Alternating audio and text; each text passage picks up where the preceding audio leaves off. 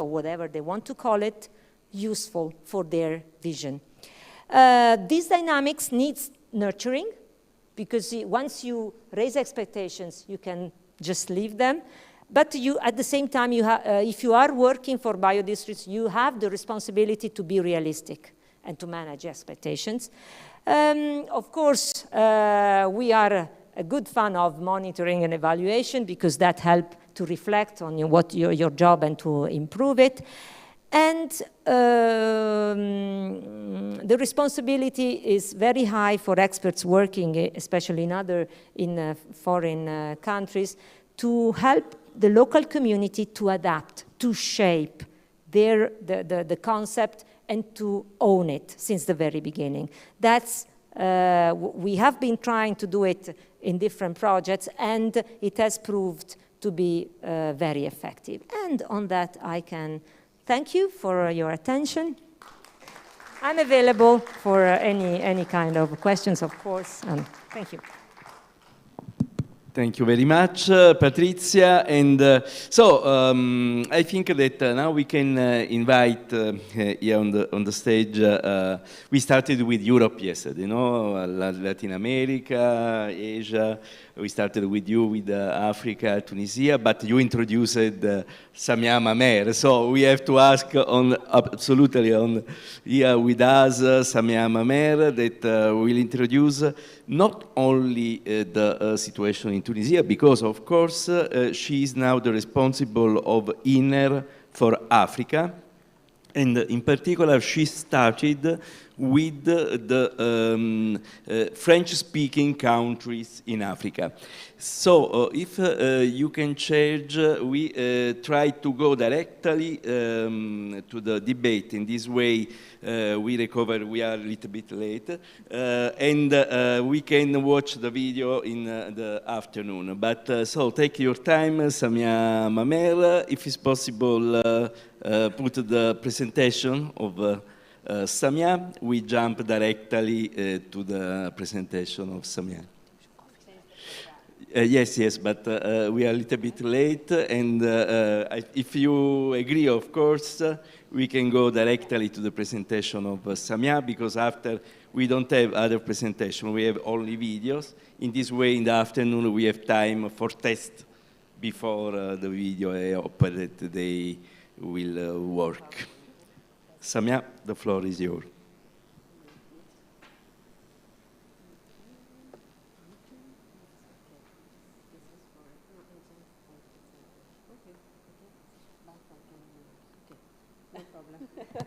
Thank you. Good morning, everyone. Sorry for my English. As you know, my initiative is to develop bioterritories models in Francophone Africa. And I think Francophone Africa has a potential now to go with us to bioterritories. I would like to thank the organizers, the Idanha-a-Nova, and at its head, its mayor, very well. And it is exciting to me to see that the others are explaining what we did for many years. And thank you very much. Okay. Why French-speaking Africa? Why? And this initiative, for what potential? I need to say that the French-speaking Africa countries represent 50% of African countries, which are 26 countries and 2 French islands. These French countries represent 33% of African population, which means in 2020 there was more than 440 million people. And they will be about 890 million in 2050. The land is about 30 million kilometers quadrat. What about organic farming in this area? We have 23% of organic producers in Africa are in the French-speaking countries, which mean more than 260,000 farmers. We have 17% of organic area in Africa are in these countries, and they are 2.6 million hectares certified. In these 2.6 million hectares certified, we have more than 970,000 hectares under cultivation. Only 0.004% of the useful agriculture area. It is for me and for us as INAR an enormous potential, a little exploited. The sectors, textile crops, root crops, medicinal plants, vegetables, oilseeds, coffee, cacao, olive oil, nuts, tropical fruit, shea, curcuma, cloves, cinnamon, vanilla, bakery fields, so many, many sectors, a very extraordinary potential. This is Africa. In blue one, they are the countries that we are looking for with this initiative. This initiative, led by African experts in partnership with INAR, aims to support the emergence and development of bioterritories in French-speaking Africa. I say to support. It is very important for us. And the development of bioterritories around the world has proven to be a model to triggering local social economic growth dynamic, particularly in regions with high migration potential.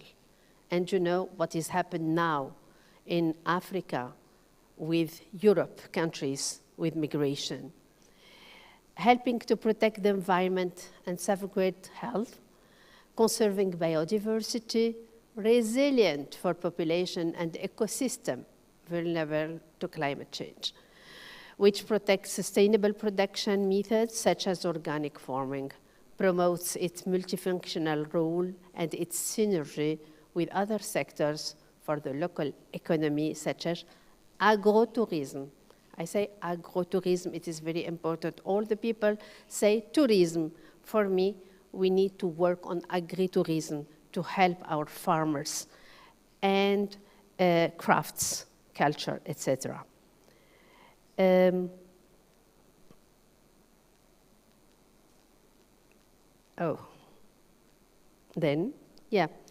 Organic farming is listed among the dynamic economic sector along with tourism, renewable energy, parapharmaceutical products, cosmetic, hygiene, beauty, which can help to integrate to integrating the regions of French-speaking African countries into the global economy.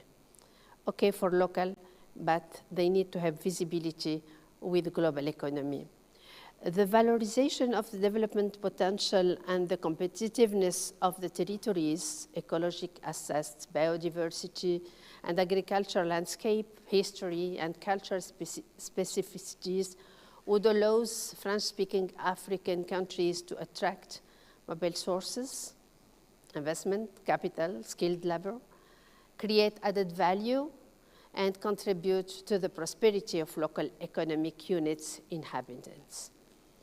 And this is just to say a multi-stakeholders and multi-dimensional approach, bringing together several bodies and expectation at different levels, local, national, and regional. At the end, for a synergy organic agriculture territory organic agriculture and the territories, the articulation of a vertical policy for the development of organic sector, with the horizontal policies aimed at territorial development, places this ambition initiative to develop pilot bioterritories in French-speaking Africa at the heart of the debate on the need for sustainable territory to meet the multiple challenges of food security, social stability, territorial cohesion, and competitiveness. Only 2 models have seen the light of day in Africa.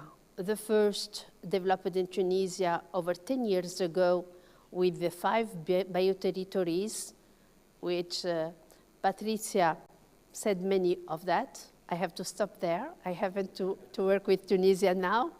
And the second is a territory with organic agriculture vocation, TVAB, a project currently underway in Madagascar, which is a new project, very interesting and a new way of developing bioterritories. In French-speaking Africa, organic farming is booming and showing that it has the potential to take on the challenge of developing models for organic territories specific to Africa.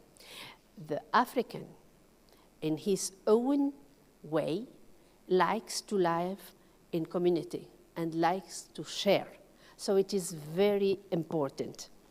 With my 2 colleagues who are it is very important to say that one from Madagascar, who is Gaëtan Etenslin, and one from Burkina Faso, Lamordia Tiombuano.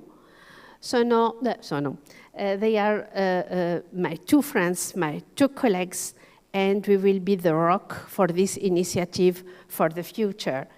So, for here the bioterritories.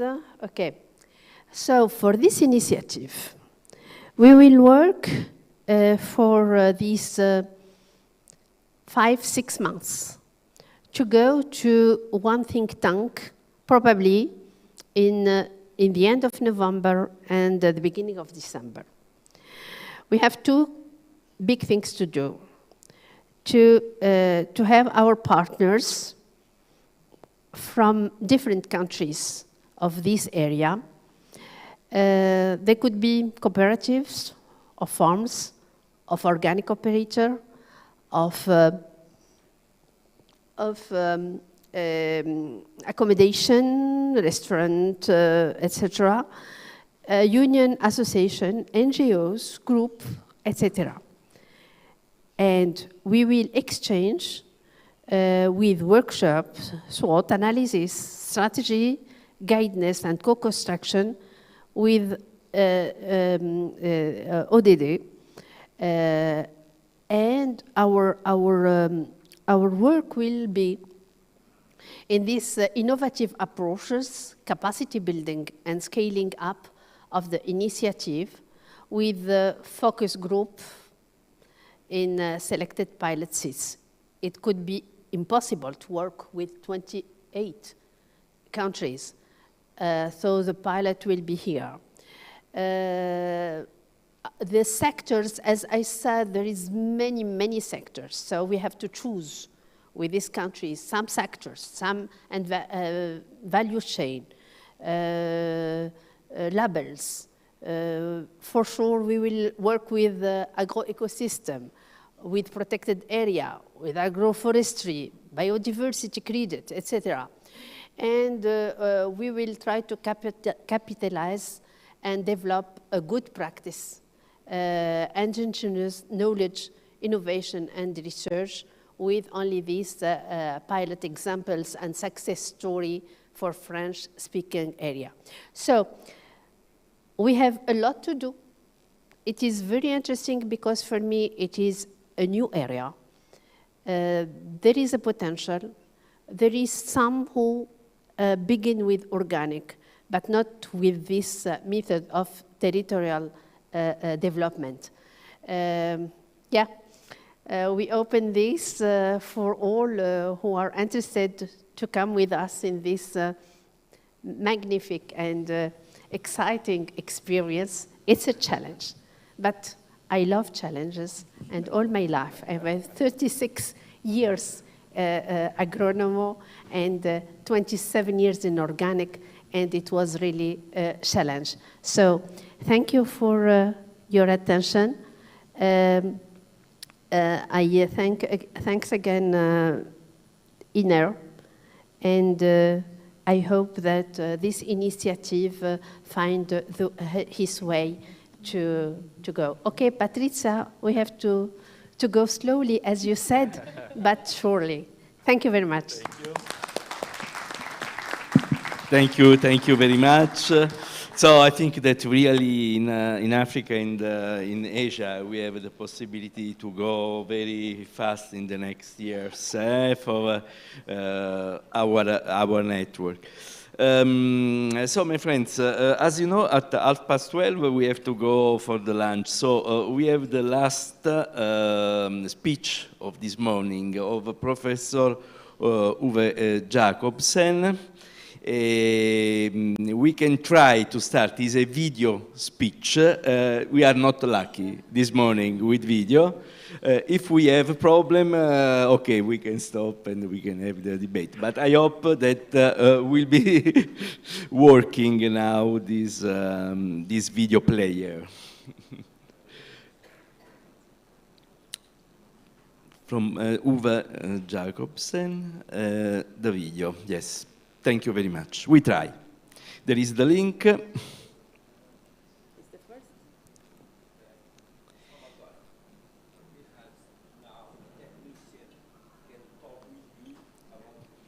Perfect.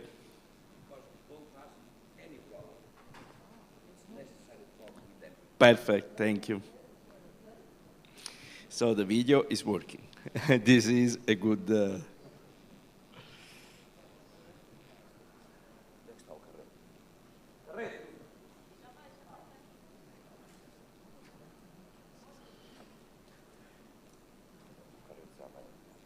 Okay, we can try to push the...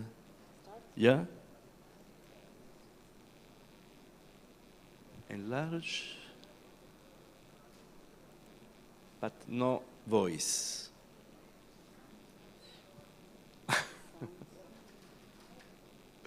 Today is incredible.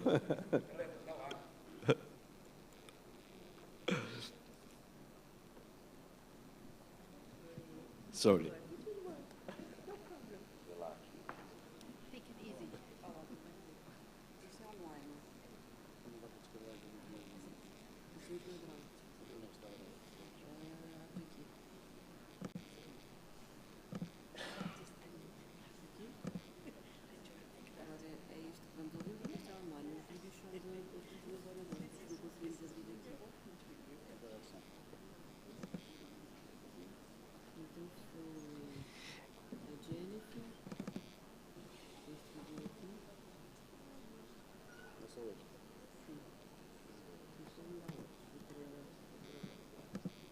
So what is important of this speech of Professor Uwe Jacobsen is the approach, the ecological economics that we have to use if it's possible in all the organic territories, and is a general approach that we need for change the paradigm, no? A new mindset for work in the right way for the development of the new organic districts.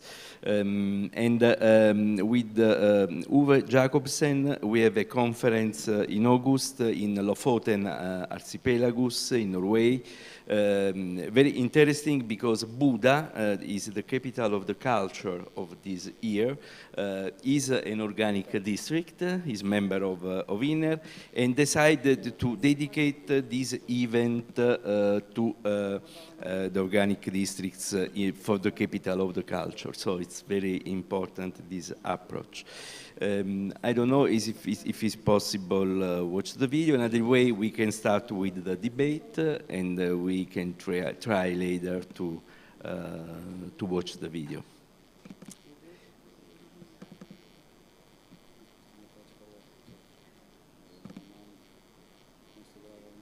If you agree, we can start.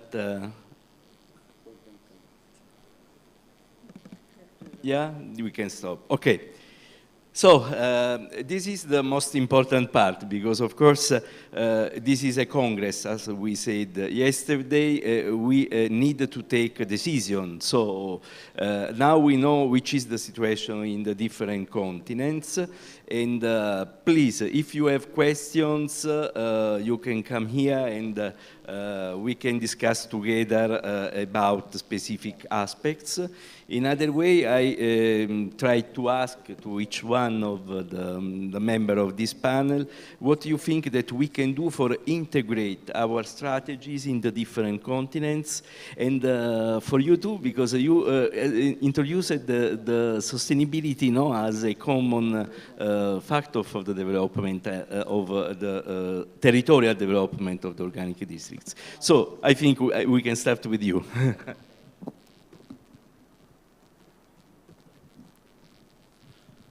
I was very happy about the discussion, and I was very excited about the opportunity that we have in terms to create potential revenues using environmental assets, carbon, biodiversity credits, water credits, and so on, for the bio-districts or bio-regions. I want to make some provocation with my colleagues, and we could do some kind of partnership from the Social Carbon Foundation to allow members of the bioregions to do a test of a biodiversity credits that's going to be launched in the next 3 months. And also, I think we could write a white paper together to try to show the potential of carbon generation, for example, using the methodologies that is already there, from Vera, from SDM, from Gold Standard, even social carbon. I think this could be a good start in terms of to show that is quite important to generate. Everyone said that money is important. And if we are able to generate resources for the consolidation of the biodistricts and the maintenance, will be something amazing. Yeah, this is my contribution.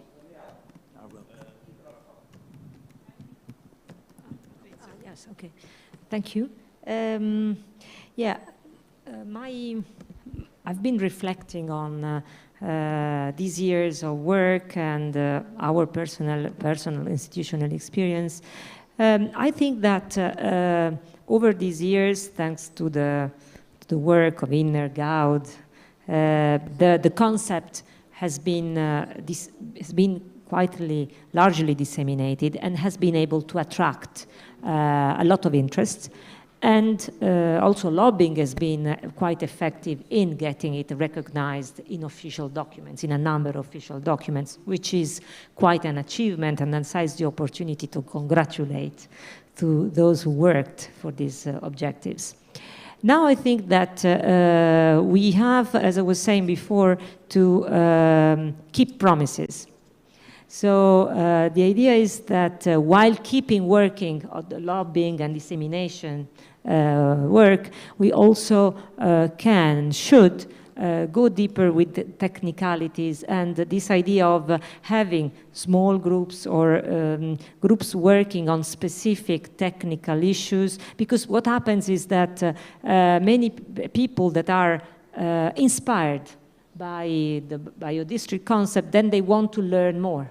They want to actually do it. And of course, Inner and all the tools that have been developed have the capacity to accompany them, we need to find let's say the tool to do it. Tools are already available, but I think also that a series of technical seminars, helping, accompanying those that are interested by region, geographical, we can work by region, by perspective, by topic. It can be organized, but a series of events that actually have the objective not only to disseminate the concept and to inspire communities, but also to go deeper gradually into the technicalities. So people can learn, can reflect what they can take, what perhaps is not good for them, and actually then propose and not only, let's say, seize the opportunity to develop their own model, but to contribute to the community with their own creativity, with their own innovative ideas. So that's my idea. Perfect, thank you very much. So the idea is that to have common tools and common possibility to exchange experiences as this Congress, no? For example, in this way, should be more easy to have this exchange. Okay, so if you have something to please to ask. Divaldo, I want to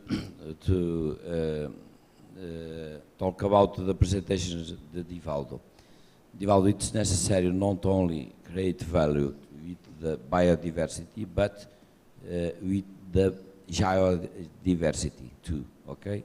Geodiversity, it's very important, patrimony, and it's important to create the value, geodiversity and biodiversity. Great. Other suggestion, please. This is one room, no? One room, one planet, one humanity. So don't exist this division of floor and. If you have something to tell, please ask. The microphone is there. You can put on your hand. Justin. After go back to you and to other friends, don't worry. So thank you. We have done a lot of work, of course, all over the globe here, and now I agree with you, Patricia, that we should try to even go deeper in it. I must, as a piece of information, we're working now with IFOAM Organics International on new academy, global academy, and it is the intention to have biodistrict as one of the core subjects in this academy. So I think together here we can do something with the experience of all of us. And also I think we need this kind of forum, how to do this exchange on the global development. I mean, we have a lot of interesting ideas from Asia. We heard from Juan Pablo about Latin America. We have with Samia from Africa. And of course, we have the EU Commission and the work in Europe.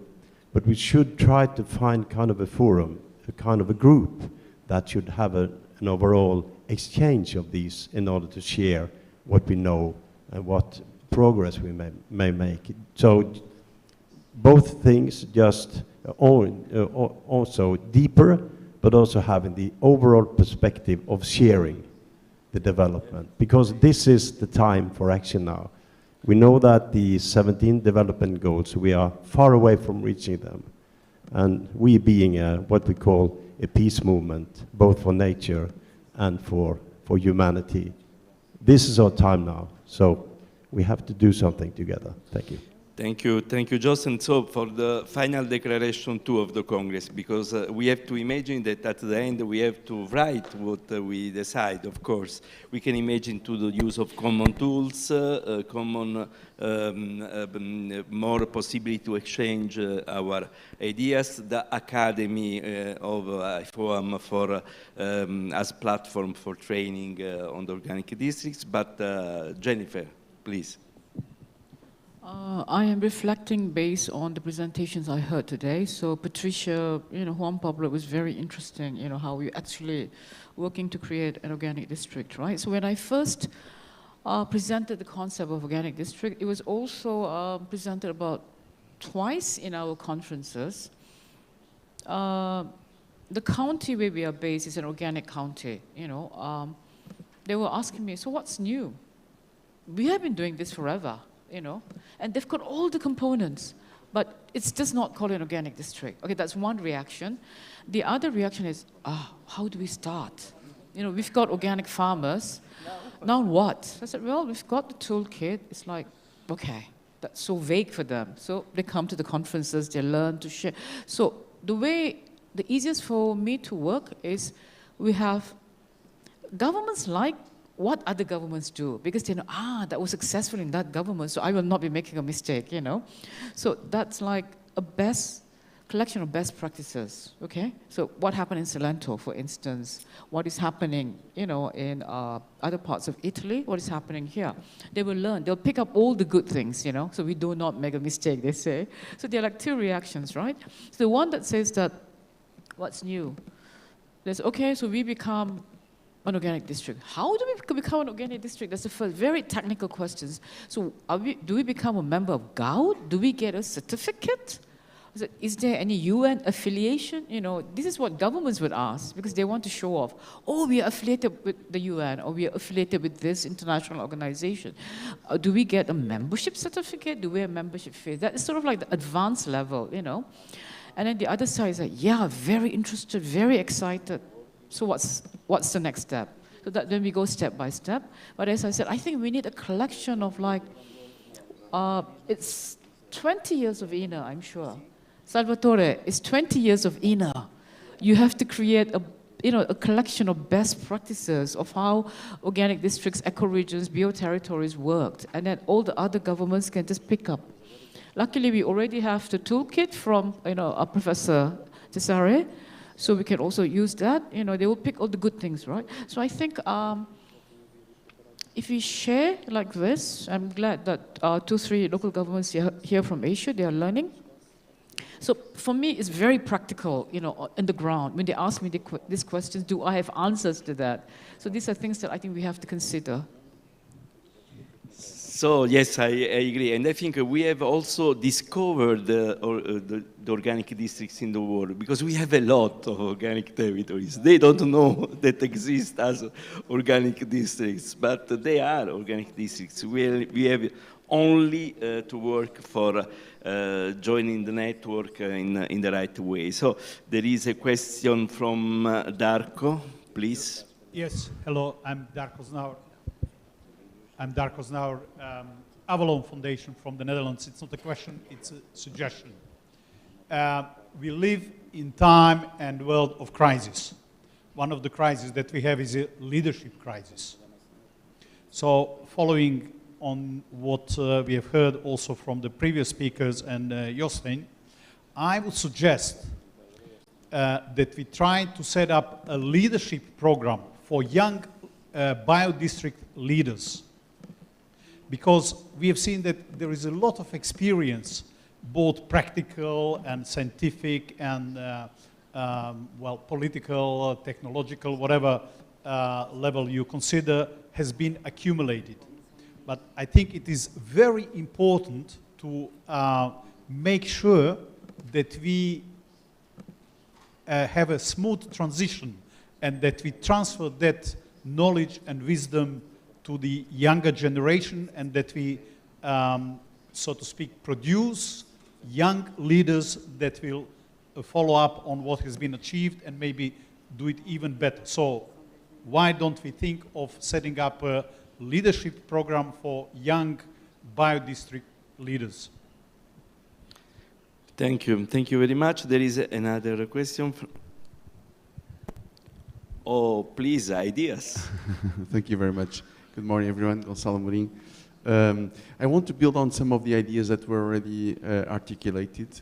I was listening to Samir's idea on this concept of one of the largest bioregions that is being thought for Africa. Africa being a potential continent for production and for agricultural activity, where still farming activity is still very much a very important economic source for families. But my challenge to all of us would be, would be maybe to think about how can Europe lead a bit the process in sourcing financing in a structured way from the market perspective. So we are importing oftentimes products and food from God knows where, in what conditions. Europe provides a very stringent control process on what's produced in Europe, but not elsewhere. So thinking of all the technologies, all the knowledge that we know, could we structure a process whereby even some private investors, crowd-funded investors, could support the activities that are developed, but from a market perspective. So we know that there's a need for organic coffee from, I don't know, Auchan or Continent or specialty shops. We should aggregate these market demand perspectives and then help the farmers with knowledge and tools to educate them to produce in high quality traceability control processes. And this way we could really generate a lot of value to these let's say, farmers. And I'm also very concerned about what is going on with China acquiring vast amounts of land in the African continent. This is not regulated, and it's not necessarily impoverishing. It's not necessarily creating value. It's impoverishing a lot of regions, and the way that employment is being created with very low skilled farmers and workers is a very big concern. I'd say Europe needs to act on the world needs to act on this, and your project could be a very good pilot program to deploy these good standards and set the barrier from a market perspective, traceability, quality-wise, and generate good jobs is what Africa needs, and of course value, also aggregation as well. Thank you. No, thank you. And I think that Juan Pablo made a lot of work on this in particular, of course, in Latin America, but not only. Before to go back to Justin, if Justin, we can listen from Juan Pablo 2 words about this question. Thank you. So I think you said 2 very important things. One is financial issues, how we can finance this process.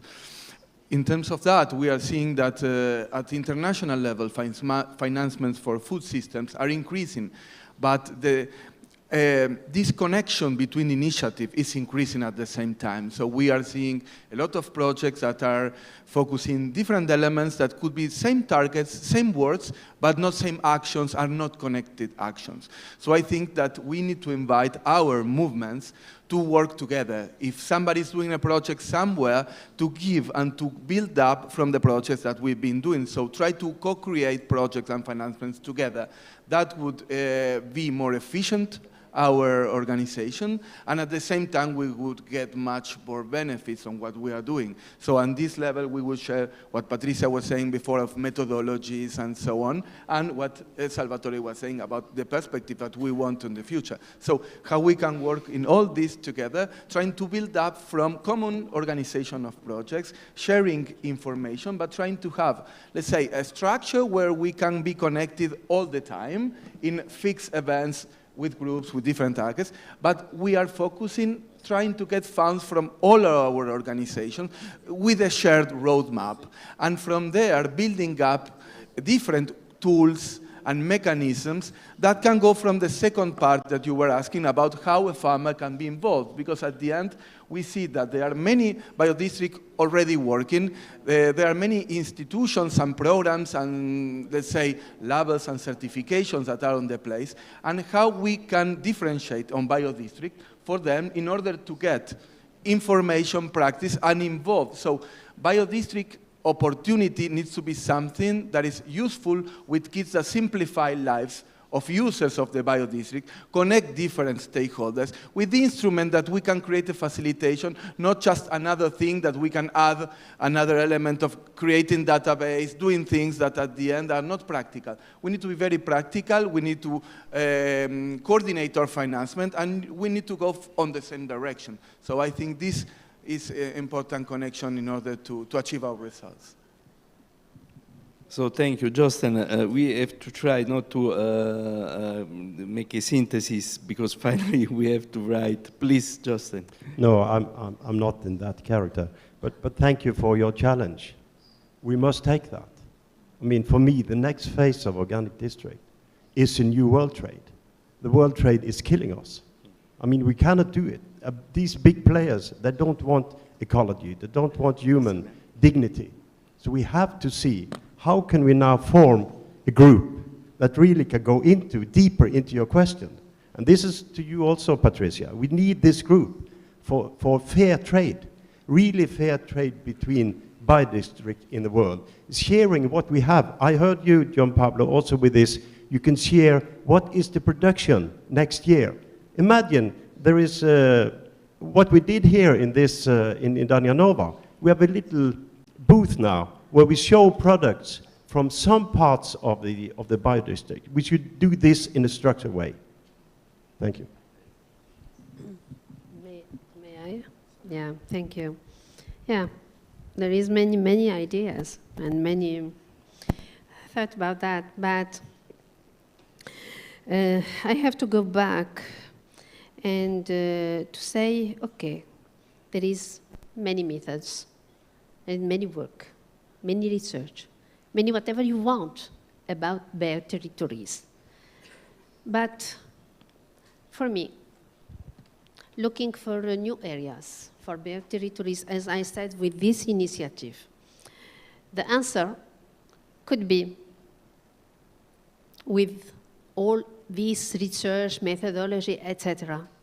But for me, that answer is in the territory. So we haven't to be here and to come to the new territories with, I am a searcher, I don't know, I have this method, I have this, that. No, we have to give them the choice and to positionate their territories with all what is happening outside. It could be a new model, why not? So we have to be very close to them, to hear of them, to see their potential, to see their idea, and why not? To develop another idea, another method. We have no problem with it. For Africa, I think it is very, very important. What is happening in Asia? Yeah, okay, we can see it, but we couldn't say we take this model and yes, I'm coming with many models, I will adapt it in yours. No, I think that there is with this diversity, we can have more and more diversity. So please, don't stop with what we are doing, what we did until now. We have to go to be open. We have to be open to see what is happening in the other countries, what are the potential, and it could be also a good subject for researchers, for etc. So for me, the answer is in the territory, and we have to do that. We have not to copy, even not to adapt. Okay, I agree with this subject, and yeah. We have, in Africa, we have to be with African idea, with African potential, etc., but we have to have the link with the international, what's happened. We haven't to be just, yes, we are in Africa. No. So that's why, for me, INER has a big job to do with this connecting area with new bioterritories. And for me, when you say dissemination, when you say exchange, for me, we exchange with what? The language is very important, sorry. I'm not fluid in English. I couldn't work with English people as I do it with French. So we have to be open, and organic movement in the general. They are Anglophone, they are with English, sorry. So we don't give the opportunity for other language to be with us in organic. And that's why, for me, one of initiative is with French. For me, I have about 30 years in organic, and I'm not able to work very fluently and easy with English, but I could do it with Arabic, with French, with other. So please, organic is not only English. Please. So it is, I say it like that just to let us more open and more. So the course and the Academy of IFWAM, it is in English. For French, it is impossible to attend this course. So even IFWAM or INER, or I don't know, with this initiative, we have to work on that, to have a French course for these bioterritories. Sorry, but I think that we have even to think or to translate, or to have the opportunity to work with French experts, I don't know. But we have to open the barrier with this problem of language. Thank you. So thank you. Of course, what is important is the biodiversity also in the languages, in the organic. And for this, I think, of course, we have to start with a platform, multi-language platform. We can do as GAUD and INER in the next years. This can do one of the challenge, no, that we can insert for the work of the next 5 years. So I hope to meet again in 2029 with this platform. And in particular, we have the need to involve more countries, in particular from Africa and from Latin America. Here we have Veronica. So Veronica, you are silent, but you are very important for our network. Please, if you have more ideas, so you can tell something about the rule of SIAO and in general, in which way we can give more speed to the process of creation in the right way, new organic territories. Your contribute is very welcome. If you want to speak. I know, I respect your... Thank you, Salvatore. I think we face many challenges in America. Also, I think is the government changes, many initiatives that are beginning, sometimes with the government changing dilute. So having leaders, not only the government, having leaders within the territories, I think is a really big challenge. Also, in our countries, the SIAO members, we see sometimes the control authorities are more strength than the promoting authorities. So sometimes you have a lot of control, but there is not a lot of promotion for the organic agriculture. So that's the other thing that we face in America. As Juan Pablo said, also most of the potential or all the production is going for the exporting and is not for the local consumption. So that's another thing that we are facing, and is not the same reality as we see in Europe.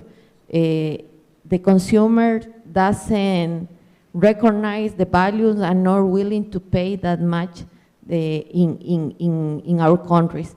So I think that's the reality, as the African representative says, that most of the time that's why we're not able to take some experience from Europe or Asia and take it to our territories, because we are facing different challenges. So I think that's the work we need to start doing in the territories, and step by step, country by country. So I think that's a good start that we have with Juan Pablo and many countries that in America want to join this initiative. So we need the support and work together in these years. Thank you. So, great, thank you. I see a silent scientific responsible of INER, the Professor Zanassi. But please, if you have, the microphone is there, so it's easy to reach you. Okay, thank you, Salvatore. I was silent because the things we were discussing on the stage have been discussed previously, individually with everybody. So I was not trying to just add things which have been already said. Well, I was reflecting upon one thing. You know, in Italy we have a term which is called a poisoned meatball. And means something which apparently is very great, very good for you, and then it can damage your body. In this case, I'm talking about financing. So, and also I related to the one I think Darko was talking about, building a strong leadership. What I am witnessing in Italy is that money is coming for biodistricts. From the European Action Plan, there is money coming, and now we are just witnessing the creation, all of the sudden, like mushrooms, of a lot of biodistricts looking for money, not looking for changing the world in a better way. So there are many challenges. It's a very complex situation, so I don't want it to be too long in my discussion, but I want to focus on this. So one possible vaccine against this challenge, this threat to the integrity of biodistricts. You know, we can have, strong lobbies which can enter the biodistrict movement, change it from its roots, because they have the power, they have political connections, they have very capable and a lot of people and a lot of financial resources which can overtake our movement. It happened for the fair trade, for instance. Yeah? The idea of fair trade was kidnapped by Starbucks and other things. So what I'm saying is we should really work a lot on conveying this idea of creating a strongly rooted biodistrict and creating strong local leadership, which cannot fall into the trap of being absorbed by the greed type of situation in which sometimes we could find ourselves. You know? So money could be dangerous. We need it. We need money, but we need also people who can use it in the proper way. So we should build, in my opinion, strong leadership. People who can react towards the temptation of falling in the trap of just looking for money. Okay, this is one contribution which I think we can consider. Thank you very much. Thank you very much, Cesare. Other ideas, suggestions? From the Portuguese, no? I see you, Neto. Other friends, no? So, okay. We are ready for the lunch, but please, if you can tell logistic, if it's possible, for example, come back at 2, in this way we can watch the videos, or 2:30. Is your decision. Então, agora vamos almoçar, tal e qual como ontem. Temos o transfer lá fora para o restaurante. Quando regressarmos, retomamos a programação que teríamos na manhã e os 2 vídeos também em falta. Iremos passar assim que iniciar a sessão da tarde. Tenho ainda outro recado. Peço a quem está a utilizar os auriculares de tradução para no final do dia os entregarem ali na entrada. Muito obrigada e até já. Bom almoço.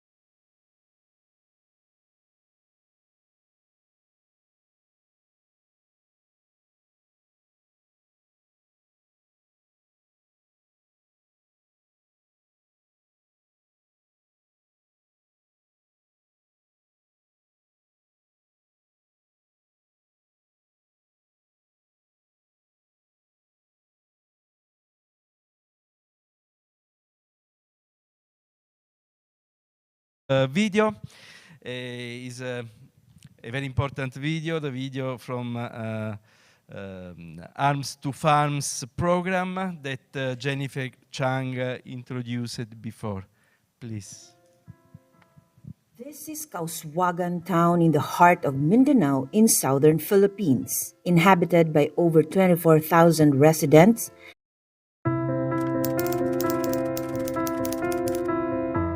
This is Kauswagan town in the heart of Mindanao in southern Philippines, inhabited by over 24,000 residents, comprising 13 villages of Muslim and Christian communities. Kauswagan was a thriving low-income class municipality for several years. In the year 2000, the government of the Philippines declared an all-out war against local separatists, and Kauswagan became the centerpiece of war and conflict. I was elected mayor in the municipality of Kauswagan in 2010, at a time when the town was drenched in deeply rooted generational challenges. This includes a long-standing frustration over the absence of proper government intervention, inefficiencies in local governance, and the harrowing violence of armed rebellion. In the middle of this all, people suffered for so many years.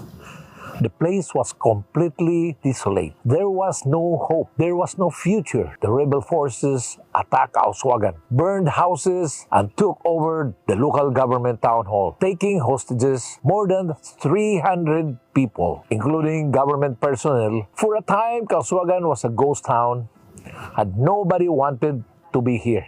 Rommel Arnado was the son of former Mayor Dr. Maximo Arnado, who led the development of Kauswagan in the 1970s. In 2010, he became the town mayor, facing all the challenges of a poor, conflict-affected rural community. It was a very difficult situation, and I was an inexperienced politician. At first, we were unsure of how we should address the issues. We conducted a series of consultations, engaging the residents into conversations aimed at devising a plan to save families and communities from the quagmire of pain and confusion. With the new leadership and new vision, a strategic plan for development was established. We developed a vision that would aptly be called the Sustainable Integrated Kauswagan Area Development and Peace Agenda. Our programs were geared toward addressing the main issues. The vision gave birth to the From Arms to Farms program, which provided opportunities to rebels to engage in organic agriculture training and capacitated them to become productive citizens. This innovation greatly contributed to a significant change in the social landscape and paved the way to socio-economic transformation. In the aftermath of the conflict, a profound shift unfolded among leaders of the separatist groups, recognizing their pivotal roles in restoring peace and freedom. They embarked on a transformative journey. Ang pangalan ko po ay si Abdullah G. Makapaar.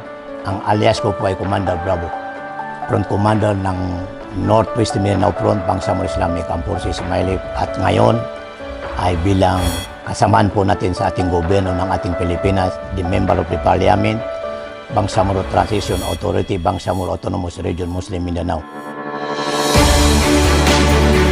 Programa po namin ni Mayor ay tutulungan ang mga tao para pagtrabahuin tulad po ng mga agriculture, mga hiningi sa mga ibang bansa, hindi lang sa Kauswagan, hindi sa mga community ng mga Imaylip, para uunlad at lalambo po ang mga Muslim.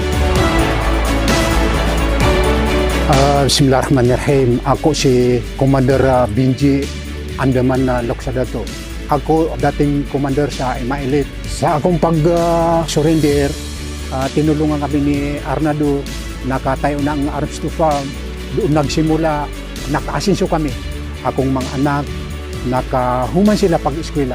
Yung isa, nursing, yung isa criminology, yung isa education, tungod sa tabang ni Brad Mayor Rommel C. Arnado.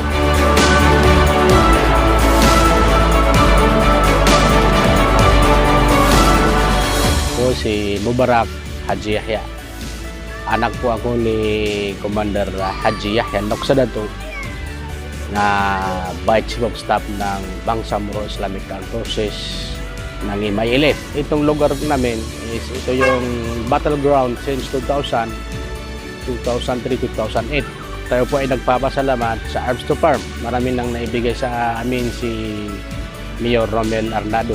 Tulad ng Bispan, mayroon siyang naunang binigay na mga concrete sa aming mga dike sa Bispan natin. Sana po marami pang darating ng tulong from Arms to Farm through Mayor Arnado.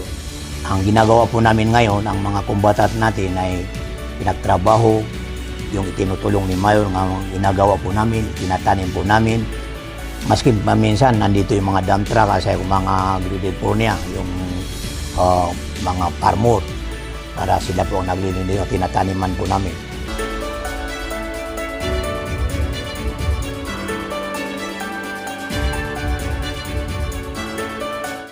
The vision gave birth to the From Arms to Farms program, which provided opportunities to rebels to engage in organic agriculture training and capacitated them to become productive citizens. This innovation greatly contributed to a significant change in the social landscape and paved the way to socio-economic transformation. I pushed for the execution of a carefully crafted roadmap that would allow the citizens to embrace a sustainability mechanism with the involvement of all the Kauswagan citizens, including the rebel commanders. The citizenry became involved and the rebel commanders decided to take part in a new revolution that promoted community empowerment, peace, and food sufficiency. Contrary to the prior claims that the cause of the conflict in this part of Mindanao was that the war between religions, we figured out that the root cause of trouble was only hunger. The government only needed to ensure efficiency in the delivery of public services and must master efforts to empower the people. Despite difficulties and challenges, we persevered and made a commitment to do the job better. The changes that followed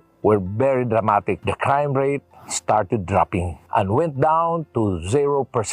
Tax revenue collections increased, and in a span of 10 years, the poverty incidence below food threshold level decreased from 79.7% in 2009 to 9.1% by the end of 2019. Because of its efforts spanning over 1 decade, Kauswagan was consistently recognized by the national government and international organizations. The From Arms to Farms program developed a new path to lasting peace.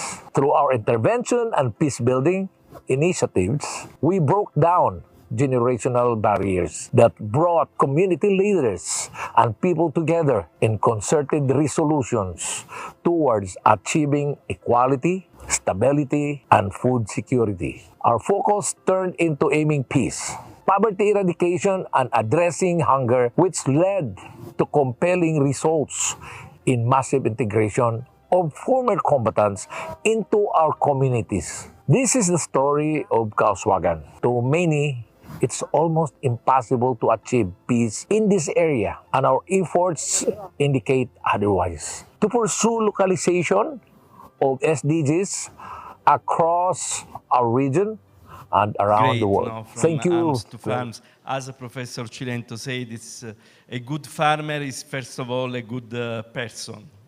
If you don't have your principles inside you, you can do the real organic farming. Now the video from Siam, from Patrizia Pugliesi, that works in the Mediterranean.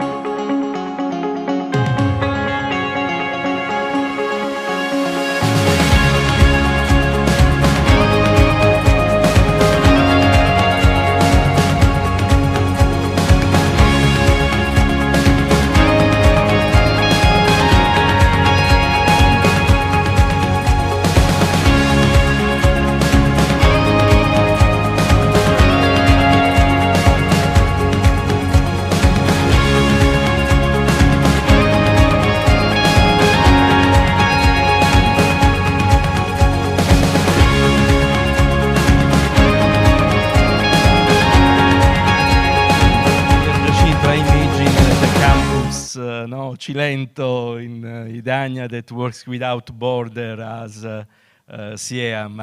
This is a dream, but I hope that will be a reality in the next years. And now the third video is by Uwe Jacobsen from the Northern University of Norway. That's important because the ecological economics are the fundamental, one of the most important content for the development of the organic districts. So, thank you. Hello, everybody, and thanks for inviting me to give a talk on this relevant and very interesting conference. My contribution is connected to my book, Transformative Ecological Economics, Process, Philosophy, Ideology and Utopia, published on Routledge 2 years ago. I'm working as a professor in ecological economics at Center for Ecological Economics, Business School, Nord University in Norway. In my presentation, I will focus upon ecological economics as a transdisciplinary field of science, and I will explain what this means in a few minutes. But I want to start with some of the challenges we are facing today, and they are closely connected to UN 17 Sustainable Development Goals. As you see, problems with poverty, crime, war, abuse, deforestation, pollution, climate change, extinction of species are due to how we think, feel and handle, how we behave, how we think, how our feelings, ethical understanding, ethical feelings are. And this is a citation from Peter Garrett, and he's the leader of the the Academy for Professional Dialogues in England. So in other words, these different challenges are interconnected, and they are connected to the context of interpretation, how we understand it. So in ecological economics, the point is we understand things in another way than we normally find in the dominating economy today. But let's start with clarification here. We have two different problems. The first problem we have is connected to practice, to the factual level.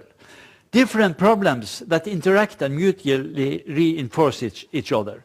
As I said, the problems we are facing today are interconnected. And we cannot solve them one by one. We have to find solutions that integrates them.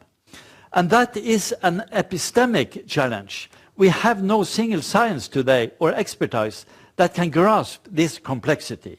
In other words, to solve the practical problems, we have to develop a new kind of science, a transdisciplinary field of science. And transdisciplinarity means that we have to connect different sciences from economics, natural sciences, social sciences, humanities, philosophy, and so on.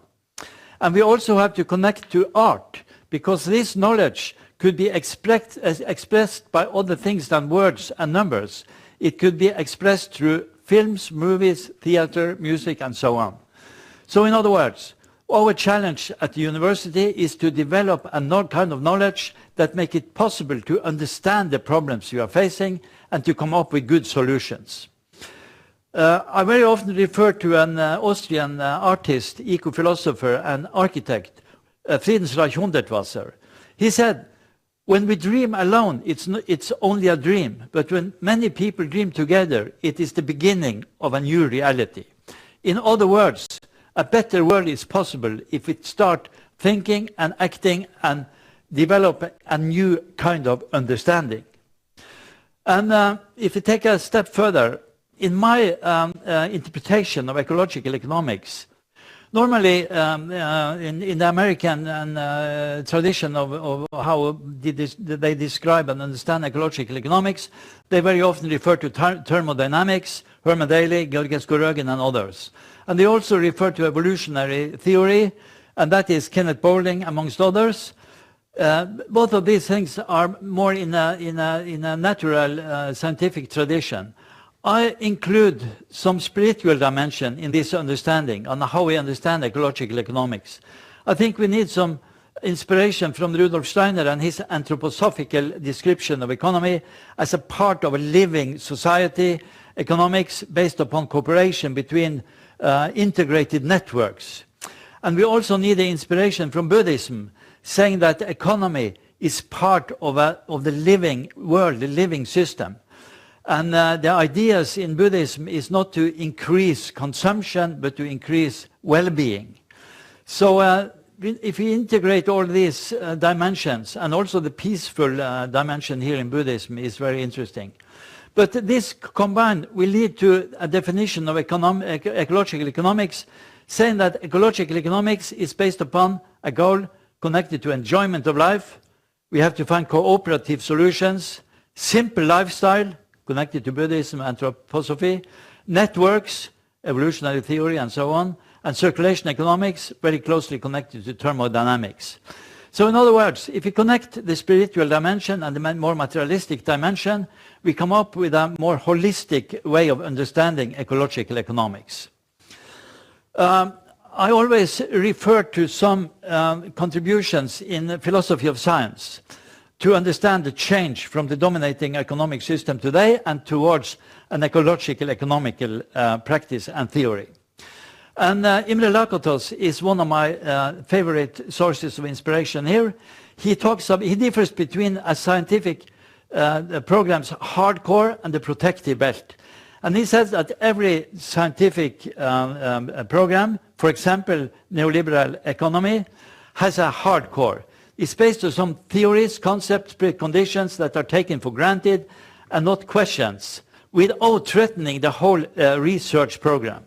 So in other words, the hardcore in the dominating economic program could not be questioned without questioning the whole system.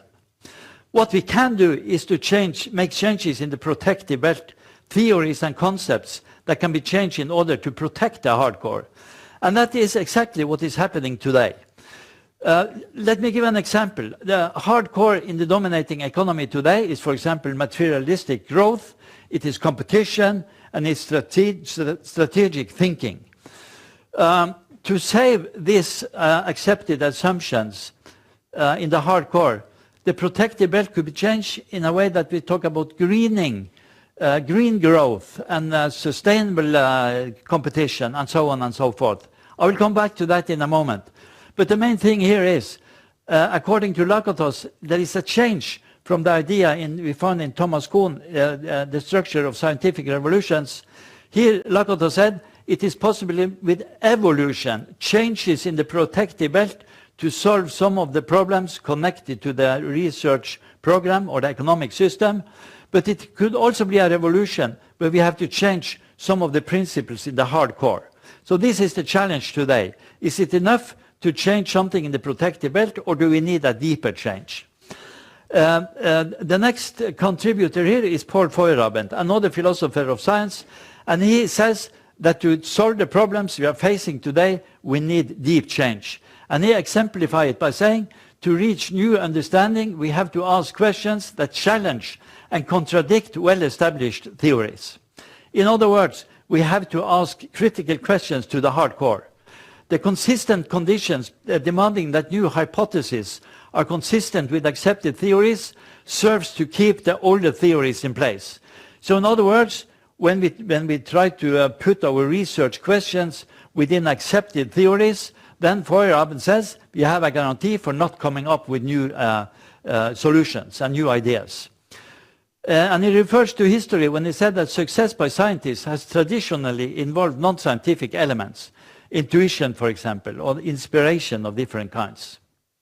Erich Fromm, a psychologist, humanistic psychologist, said already in 1955, reform can be radical, change in the hardcore, that is going to its roots, or it can be superficial, trying to patch up symptoms without touching the causes, changes in the protective belt. So in other words, the question is it enough to make changes in the protective belt, or do we need deeper change?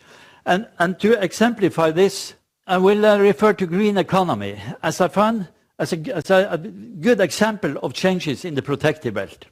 According to William Rees, a Canadian researcher, he says that green economy has to a small degree helped to solve the major environmental challenges. Indeed, green economy are often focused on hiding problems behind environmental friendly words and concepts. That is green growth, green marketing, sustainable competitiveness. In other words, green economy and the green shift that we hear much about these days is most of it is trying to reduce negative symptoms by making changes in the protective belt. And here is a very good example. Ken Webster in 2015 said that a circular economy is led by business for a profit within the rules of the game. Rules of the game means not asking questions to the hardcore. Higher competitiveness, part of the hardcore, higher resource security and material efficiency. To take a step further, how can we make the change from the changes in the protective belt to deep changes in the hardcore? I think utopian thinking is a pathway to reach a deeper understanding of that change process. And here I refer to a very long tradition back to Thomas More in 1516. He published a book called Utopia, and in the years after that and up till today, many books have been published. I very often refer to Karl Mannheim in 1936, published a book called Ideology and Utopia, and Paul Ricoeur, French philosopher, published a book with the same title in 1986, 50 years later, Ideology and Utopia. And today, Ruth Levitas, a professor in sociology in England, have a Center for Utopian Research, and she has published several books where she discussed utopia as a research method. The idea here is that the tension between actuality and potentiality, between ideology, what exists today, and what could be, what could be utopia, this tension make energy and make direction to the change processes. So in other words, we have to develop utopian ideas. Utopia understands the present from outside. We have to place ourselves outside today's system and try to describe a system where most of the problems we are facing today are solved in one way or the other, and where we have developed a society that is good for human beings and for all kinds of life within a living context. Utopia is somewhere else, geared towards the future. Should not be realized. We can only work in that direction. So the idea with utopia, utopian thinking, is not to come up with a final solution, but that is to have a process going on where we discuss and have a dialogue. How do we want our local society to be in the future? And this is very interesting work. Go out in practice, meet people in local societies, try to develop ideas about how we want the future to be. And this tension from what could be to what is today is the driving force in the change processes. But ideology is also very important. We refer to ideology, we are part of a culture. It's rooted in the ideas of the dominant social groups in a democracy, where the parties that have the majority of votes and so on, refers to accepted norms and values in the society and justifies authorities. This is called a well-ordered society, but a well-ordered society needs utopian thinking to develop. So without utopia, ideology becomes static, according to Paul Ricoeur, the French philosopher. But he says another thing also, in addition to that, without ideology, utopia becomes a mirage. So utopian thinking must be connected to the real world. The next step here is to ask a question. Why do we need ecological economics? Yeah, we live in a world of uncertainty, rich in potential for disaster, and at the same time for positive possibilities. In other words, in utopian thinking, we try to describe the positive possibilities. And that is exactly the same thing as is the goal in ecological economics. What we need is solutions that are systemic and sustainable from a long-term perspective. In other words, maybe we need some change in the hardcore from a short-term perspective to a long-term perspective.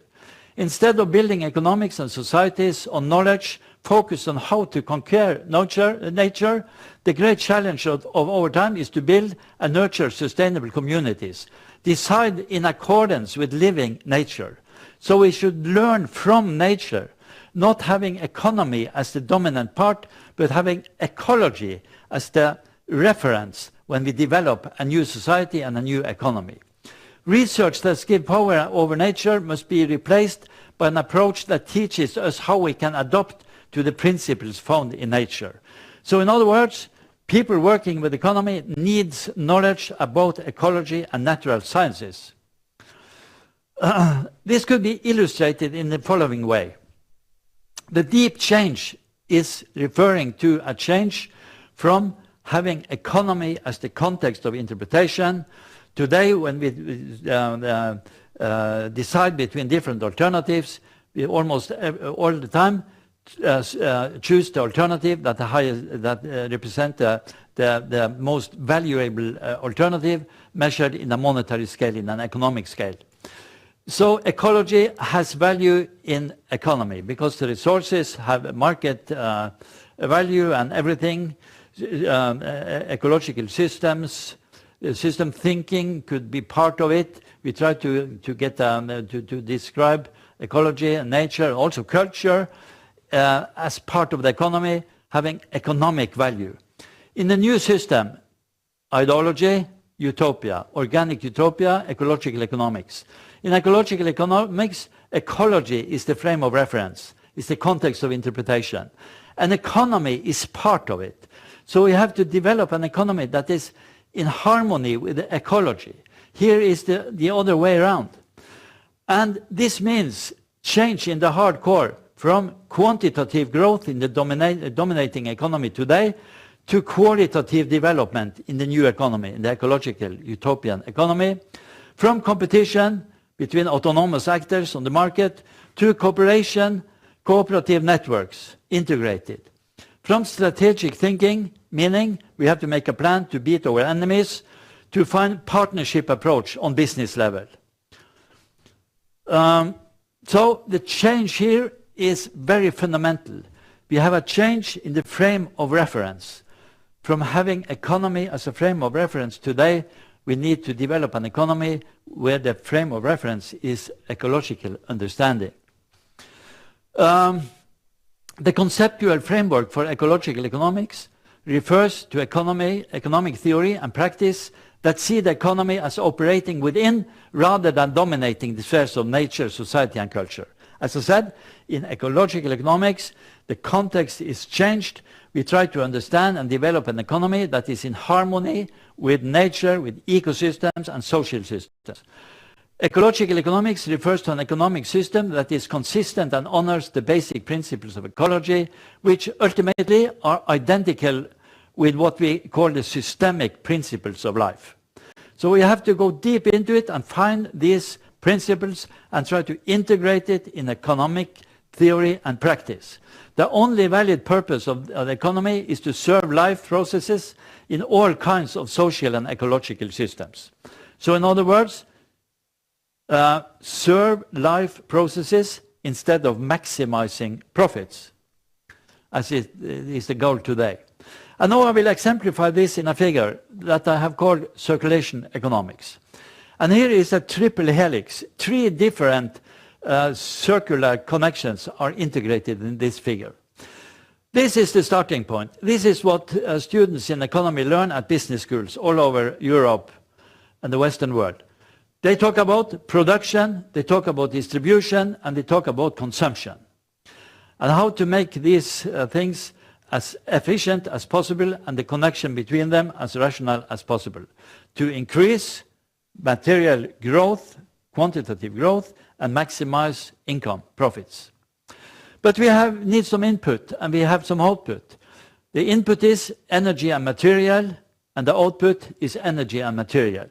And most textbooks in business administration, marketing, strategic planning, and so on and so forth, do not mention this connection. They do not mention where energy and material comes from and where the waste, how it goes back into the ecosystems. This is not part of the economic theory, the economic understanding. But it is a necessary part of how economy functions in real life. So therefore my argument is we have to make a connection between economy and nature. We must know something about nature's source and sink capacity.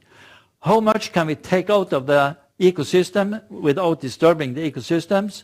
And how much waste can we put back into the ecosystems without disturbing the balance in nature. So in other words, this is the first thing. On epistemic level, we have to change the curriculum in business school, integrating nature in the scientific work.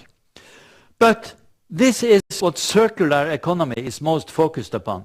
This circular economy today says that we have to reuse resources. Just as I mentioned earlier, Ken Webster saying that circular economy, introducing redistribution here, could be an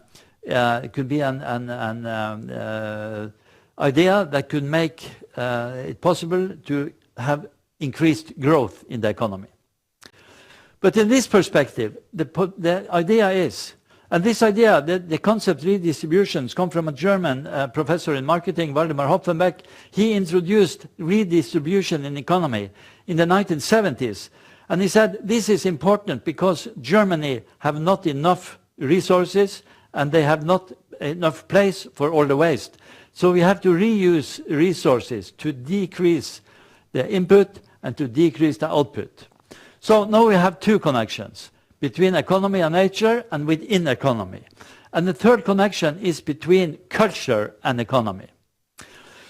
The culture is not part of the economy. The culture is outside the economy, having its own rules. The critical thinking is a central part of, for example, the universities.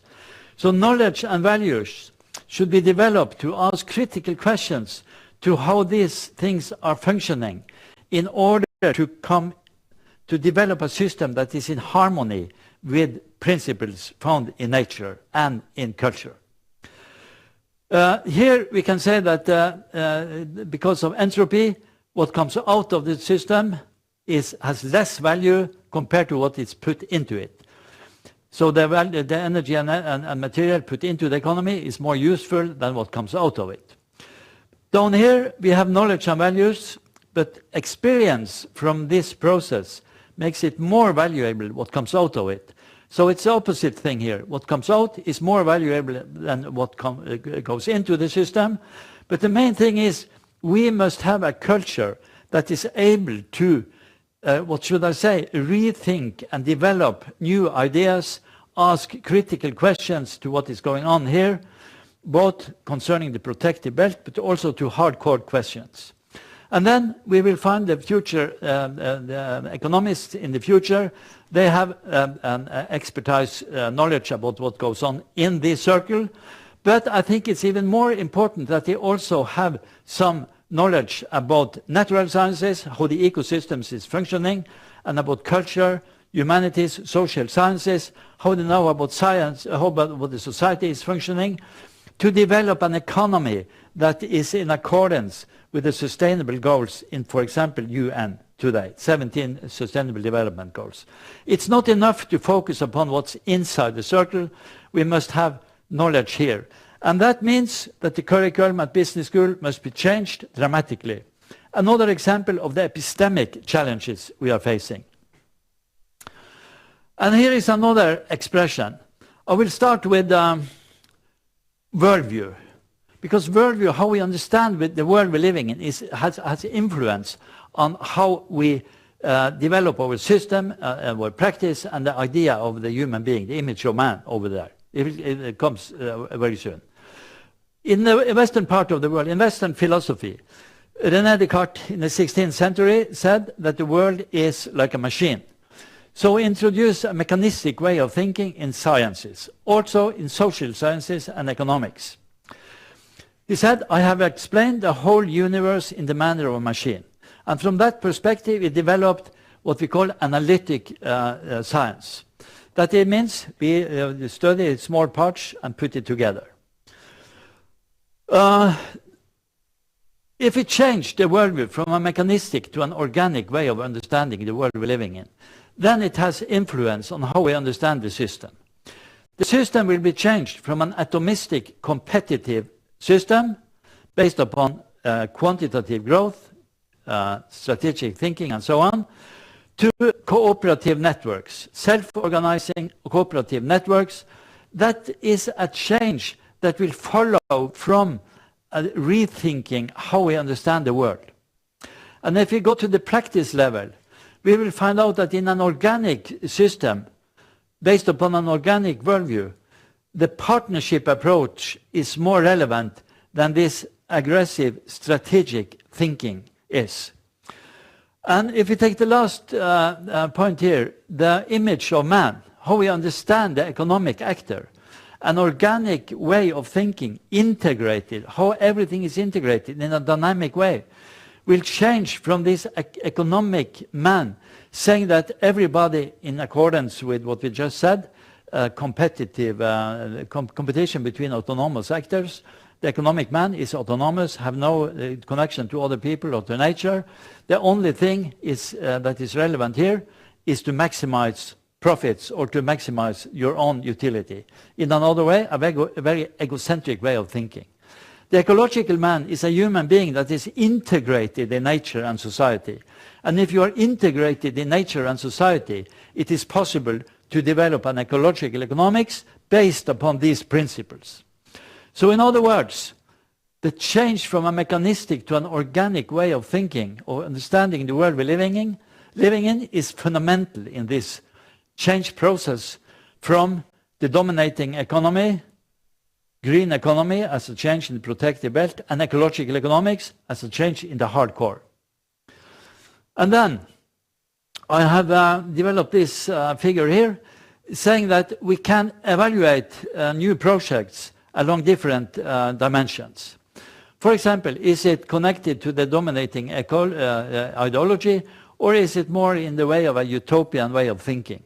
Is it based upon atomistic competition, or do it lead to developing cooperative networks, quantitative growth, or qualitative development, linear value change, circular value change, top-down, bottom-up initiatives? Are we asking people, are people together working together? When we develop things together, we are also co-responsible, so many positive things, or having bottom-up initiatives. Negative freedom, positive freedom, how to develop all our potential as a human being, as a local society, and more focused on fairness and efficiency. And every project that you meet in practice could be evaluated along these different dimensions, but this list is not complete. You can have other dimensions too that you find relevant in different contexts, and some of this is maybe not so relevant in other projects. So this is not a final list, but it's an example of how we can evaluate different projects on national level, on business level, in our private activities. Okay, and then some examples. What does this mean in practice?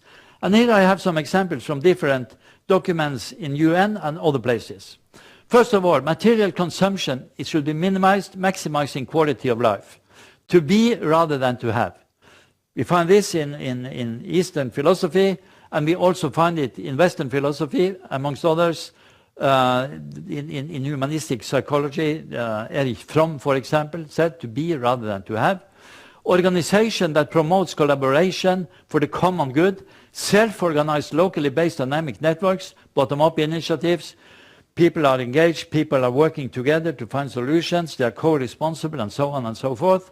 Food systems that take care of the soil, plants, animals, and humans, local food for local markets, instead of a production process that is based upon maximizing profits and quantitative growth. Decentralized circuit solutions for all materials, reduce, reuse, repair, and recycle, difference level in the hierarchy. Small-scale technology. Technology should be in the service of people, not people in the service of technology. And this is inspired from Fritz Schumacher, the one person in the Western tradition that described or exemplified Buddhist economy in the 1970s. Communities that characterized by diversity, cultural diversity, and biodiversity ensures resilience. In other words, a network of small companies in different sectors, in different industries, interconnected in a rich culture, living culture, would lead to the good life in the good society according to these ideas. And we see back more than 2,000 years, Plato said, social security for all, poverty is the mother of revolution and crime. So in other words, goal number 1 in UN's Sustainable Development Goals, get rid of poverty in all forms, is very important. It's very important that it is the first goal. We have to focus on that first of all. And maybe some of these ideas here could be an input to solve that kind of problems. And then, concluding remarks. To succeed in realizing the good life and the good society depends on our ability to understand the basic principles of ecology and to develop and practice an economic system accordingly. In other words, to sum up, when we change from having the economy as the context of interpretation to using knowledge about ecological systems as the context of interpretation, we will have a change both in economy but also in the whole society. We must realize that we never will find solutions to our current challenges using old maps, the dominating economy today, the capitalist way of thinking with its hardcore growth, quantitative growth, competition, all these things. To do more than reducing negative symptoms, we need deeper systemic change. So in using the old maps, we can do changes, make changes in the protective belt and reduce negative symptoms. That's a good thing. But the real problems, to solve the real problems, we have to go deeper and ask critical questions in accordance with Feuerabend to the hard core of the economic system. The only valid purpose of the economy is to serve the life processes in all kinds of social and ecological systems. And that means that relations between human beings on the market, cooperation, integration, cooperative networks, and connections in nature between all living plants and animals and insects and everything is the fundamental thing. And in a system where we give value to nature and to culture in accordance with an economic value scale, the relations are absent. And when the relations are absent, we have a dead system. And maybe that is some part of the explanation why we have all these problems today. We have eliminated the relations between everything. That must be put into focus when we talk about a new economy and ecological economics. And Ruth Levitas have an answer when people say to us, when you talk like that, it's completely utopian, it's not possible to do in practice, but we think it's interesting and maybe a good idea, but it's completely impossible to do it. Then Ruth Levitas says, then you can answer the following. Utopia is not about the impossible. What is really impossible is to carry on as we are. And I think everybody accepts that it is not possible to use more and more resources and to put more and more waste back into the soil, into the air and to the oceans without coming into bigger and bigger problems. So we have to change. And the change toward an ecological economics is less impossible than to carry on in the same directions as now. Therefore, we can try to develop these utopian ideas in an optimistic way and say this is part of the solution. We do not say that we have the only solution, but it's part of it. There are many other interesting contributions here. For example, feminist economy, Buddhist economy, and so on and so forth. And the final comment from me today is, if we will succeed, we must follow the advice from Kenneth Boulding, and he was the inspiration behind evolutionary theories in ecological economics. He said, directly to the universities, to the epistemological level, instead of asking how the future will be, we should put more emphasis on another question, how we want the future to be. In other words, we must engage people, having utopian workshops where people come together and describe what kind of society do we want to live in the future, and then it is possible to actualize its potential. And as a last citation, I will refer to Satish Kumar, the founder of Schumacher College in England. He says that what is made by humans can be changed by humans. In other words, the economic system we have today, dominating the whole world, more or less, could be changed because it's made by human beings, and it has lasted for, let's say, 200 years. Not very long time. The ecological, economical ideas have 2,000 years of experience in the Western tradition back to Aristotle and Plato, and in the Asian tradition much longer. So in other words, we have to develop a new kind of economy based upon deep knowledge about how the connection between nature, culture, and economy is. And that is based upon a change from a mechanistic to an organic way of understanding the world we're living in. So that's all for today. Thank you very much.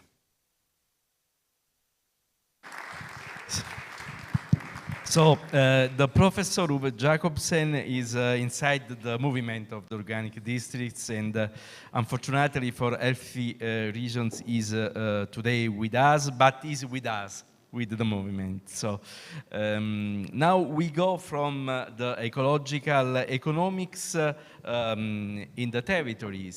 So I invite Emilio Buonomo from the Cilento Biodistrict, Ignazio Cironis from South Sardinia and Sulcis Archipelago Biodistrict, Ivana Simic, Serbia Organic, Jostein Ertvig from the Sommerland Biodistrict in Sweden,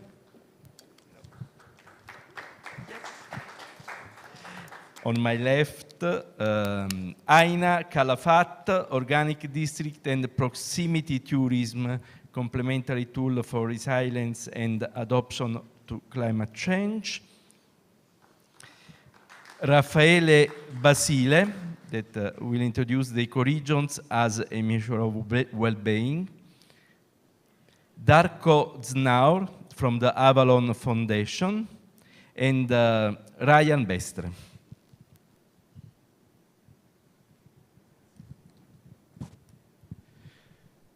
So we can start with Emilio Buonomo, that will introduce an experience linked with the ecotourism.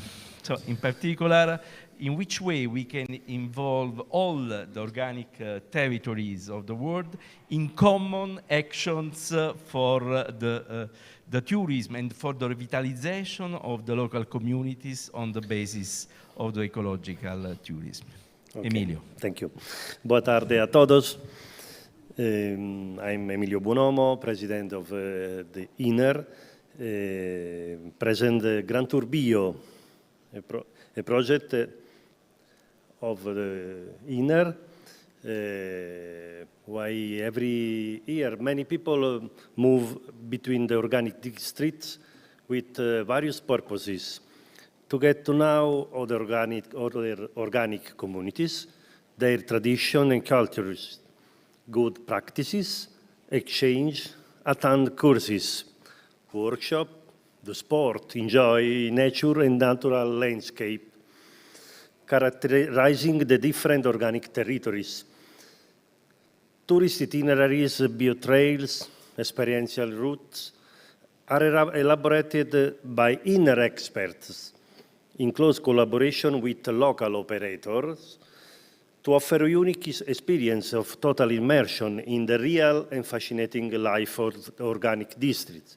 Image show a group of 40 Portuguese public administrators visiting the Cilento organic district. For example, sport in nature, rafting, international project in the Imagine Tunisian group with Samia Mamer, Patrizia Pugliese in the archaeological area of Velia in Cilento. Activity in the organic farms, laboratory for production mozzarella nella Mortella a Noivelia, or production pasta. Gran Turbio is the new project. There are 1,000 organic territories in the world, and many more are emerging. The Gran Tour Bio, by allowing people to travel and discover the organic territories in the world, contributes to the achievement of the sustainability goals set internationally by the United Nations and by the European Commission. INER has developed an organic district passport where it will be possible to register all the visits to the organic district by going to the official Grand Tour Bio points, which will apply their certification stamp. My passport, Presidente Armindo, puede asignar el mio pasaporto por visita in Idanha-a-Nova. We have a special edition of passport for Idanha-a-Nova. The next passport will be in Cilento to set out to discover the biodistrict in the world. From Cilento to the world, from Cilento to the Tunisia, from Cilento to the Ecuador, from Cilento to the Argentina.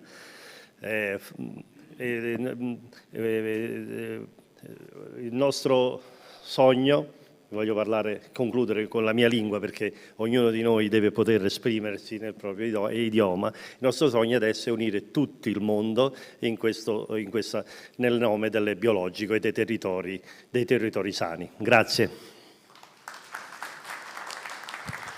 So he said finally in Italian language that this is the dream, no? To have finally one community, the global community of the organic districts that we can visit. Thank you very much, Emilio. Yes, this is our dream, no? To go in peace, no? Without war, without negative things around the world, and visits the organic territories with the organic where the organic principles are inside the communities.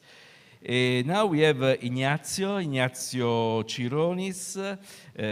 He speaks in name also of Chiara Medda, of the South of Sardinia and Sulcis Archipelagus Biodistrict in Sardinia region, a fantastic region, no?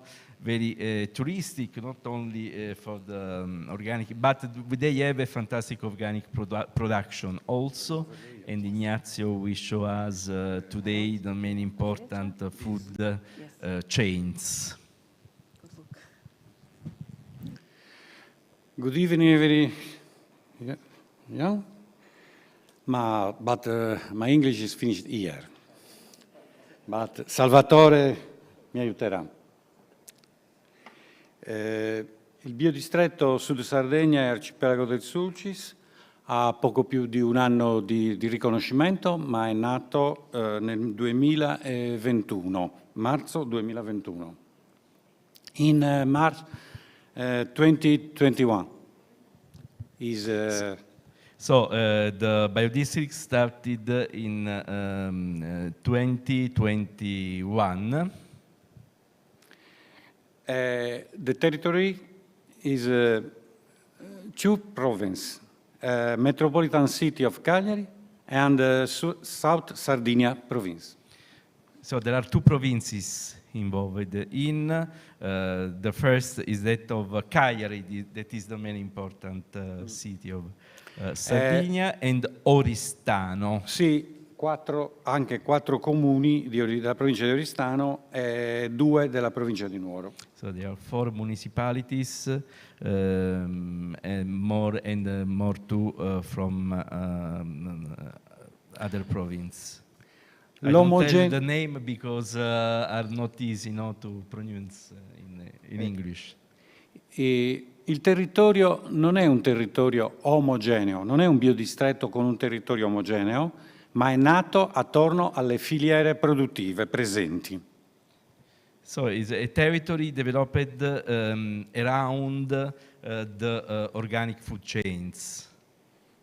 Quindi la popolazione è 800.000 abitanti, l'area è 8.175 km quadrati. 800,000 inhabitants, 8,175 square kilometers. E 131 comuni, 131. 131 municipalities involved in the biodistrict. Chi sono i soci del biodistretto? Allora, the members of biodistretto are 53 organic farm, including the producer organization Satra Sardinia. Is my cooperative, where I worked since 1982. So Satra Sardinia is a cooperative, agricultural cooperative, started in 1982. Other members, agricultural organization, Copagri, CIA, Confagricoltura. Cooperative organization, Lega Coop, Confcooperative, IGC. Environmental and Consumers Association, Lega Ambiente and Slow Food. And tourism operators and cultural operators. The productive chains are fruit and vegetables, sheep's milk cheese, cereals, pasta, bread, grapes, wine, olive oil. Fruit and vegetables, sheep's milk cheese, cereals, pasta, bread are chains with good organization. And sono organizzazioni anche riconosciute, organizzazioni di produttori riconosciute. The first three food chains are very well developed and managed by organization very well organized that all the people at local level know very well. Invece wine and olive oil in progress. The last one, the olive oil, is in progress, is not well developed. So. Il biodistretto non può fare solo delle attività, diciamo, culturali o di intervento sul campo delle istituzioni, ma deve contribuire al cambiamento dell'economia perché il suo territorio vada verso l'ecosostenibilità. Yes, you can see the translation in English on the screen. Come il biodistretto cambia l'economia locale verso la sostenibilità, towards sustainability? For me, it's the very important question. For me, also for this Congress, for me. But in questo congresso io ho sentito poco le storie e i problemi dei biodistretti, di come funzionano.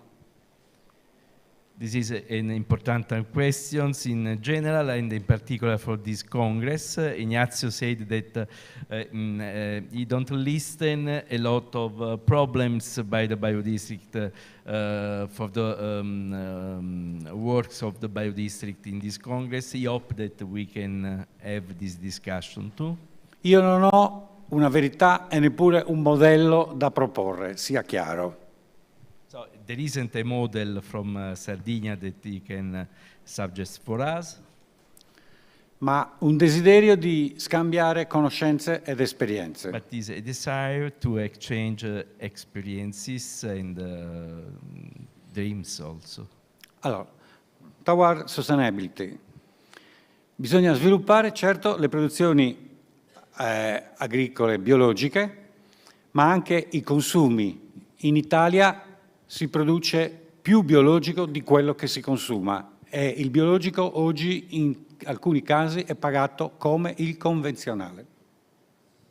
So we have this very high production in Italy. We produce more what that we use on the table. No? So sometimes the price is the same of the conventional, of the chemical agriculture. Dobbiamo educare verso l'alimentazione naturale. Rodrigo, yesterday, è verso il benessere, la qualità della vita. Promuovere tutti i processi economici verso la sostenibilità, in particolare le energie rinnovabili. Noi abbiamo costituito infatti una comunità energetica proprio queste settimane scorse e in generale lo sviluppo delle energie rinnovabili. Promuovere lo sviluppo del turismo ecosostenibile in legame, in connessione con le aziende e i cibi biologici e offrire quindi nel territorio delle iniziative che possano attirare, rendere piacevole per i turisti venire in questo territorio.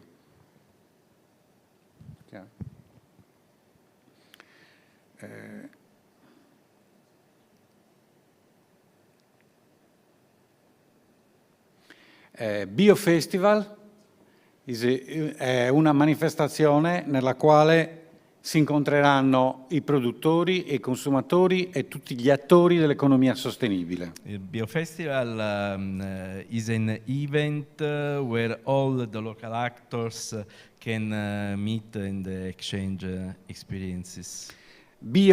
Oreca è un network dei ristoranti e degli hotel che accettano di inserire i prodotti biologici nei loro menù. Bio-Oreca are restaurants, hotels and café that decide to insert the organic food in the menu. E poi anche un network delle aziende che fanno direct sell e farmhouse, quindi agriturismi. There is also a network of the farms where you can buy directly the organic production, and in general you have a short food chain. In particolare sull'energia, sulle comunità energetiche, il biodistretto ha promosso la comunità energetica di Calasetta, un paese di neanche 5.000 abitanti. La prima comunità energetica in Sardegna che viene fatta su iniziativa dei comuni, dei cittadini, non dei comuni, delle amministrazioni locali. It's the first experience on the energy community with a bottom-up approach, not top-down from the municipality. Altre iniziative in campo per cercare di cambiare l'economia del nostro territorio verso la sostenibilità, towards sustainability. Green building, quindi la bioedilizia e la bioarchitettura, quindi l'uso di materiali e tecniche ecologiche, la valorizzazione del patrimonio edilizio in terra cruda, sono delle mattoni di terra cruda, non so come si dica in inglese comunque. E poi le proposte di regolamenti per i comuni, quindi per le locali amministrazioni, regolamenti per il recupero del patrimonio edilizio secondo tecniche di bioedilizia.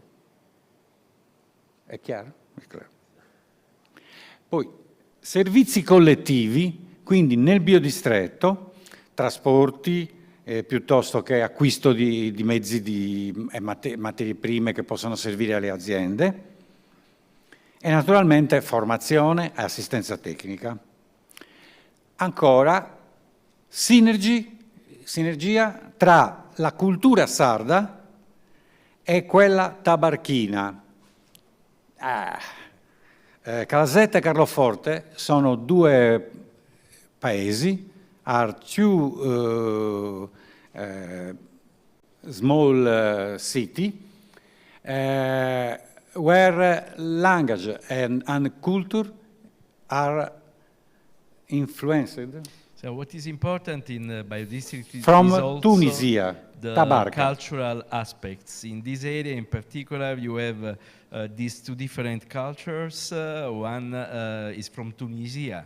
So which one? The Tabarka? Tabarka in Tunisia, The sì. Tabarka is very linked this area with the traditions of Tunisia. Sono praticamente dei coloni piemontesi, ma anche e soprattutto genovesi, andati prima a Tabarka e poi fatti prigionieri lì, tra l'altro, e poi ritornati. So Tabarka is in Tunisia. Is okay, perfect.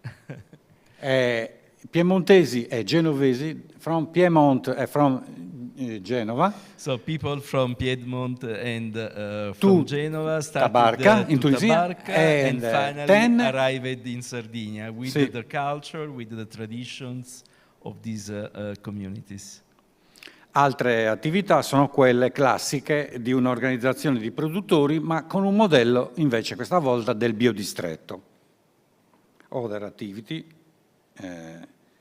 E in particolare voglio sottolineare che sappiamo bene che l'azienda agricola biologica deve fare qualcosa anche in più di rispettare le norme di certificazione del biologico e quindi Ecological Footprint Study of Organic Farms, uno studio specifico. For the organic farms inside the biodistrict, is not possible only have the certification, the formal certification. They have to have the involvement in more initiatives, in particular the footprint approach and other ecological approaches. For example, energy, for example, As biodiversity. Before, for the energy, for example, rifiuti, for the biodiversity and so riciclo, on. For the waste, ecological waste management. Circular economy.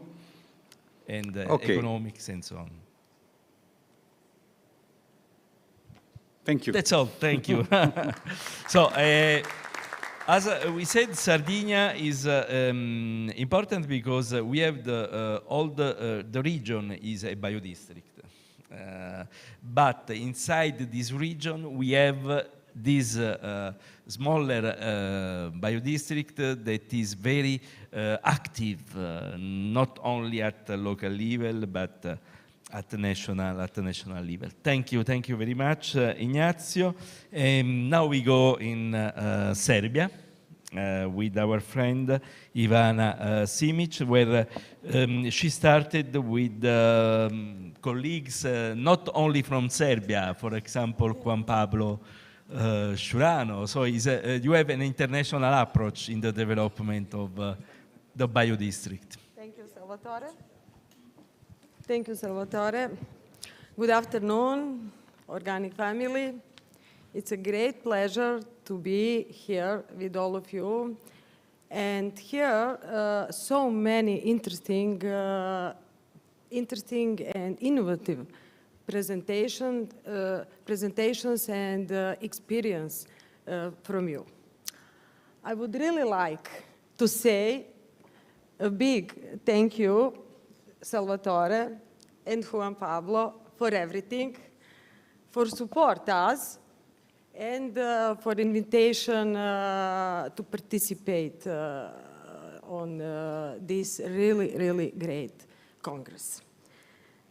I am really glad that today I can to share with you, to present to you our process for establishing of first biodistrict in Serbia.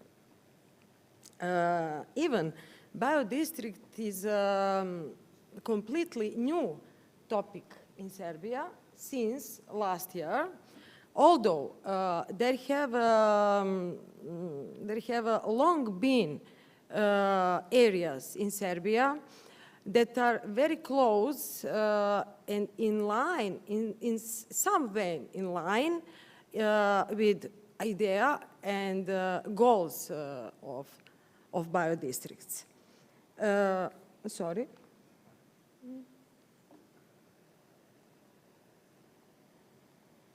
Okay. This implies that we have, but we hope that implies that it's good potential for further expansion and development of biodistricts in Serbia. We started in Serbia only before a little bit more than more than one year with our work, with our activities on confirmation of establish of our first biodistrict.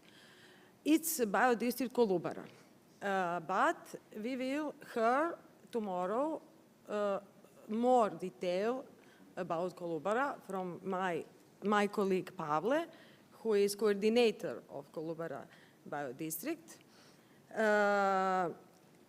But I will present you the international approach that we created with help of Pablo, of course, for development of biodistricts in Serbia and process that we implemented on our road.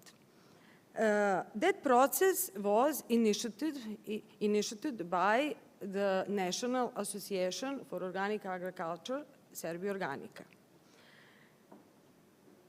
Who is we? We are, the National Association Serbia Organica is non-governmental association, and we founded Serbia Organica is a national association for organic agriculture in Serbia. We founded 15 years ago on initiative of Ministry of Agriculture and all organic stakeholders in Serbia in this time. We are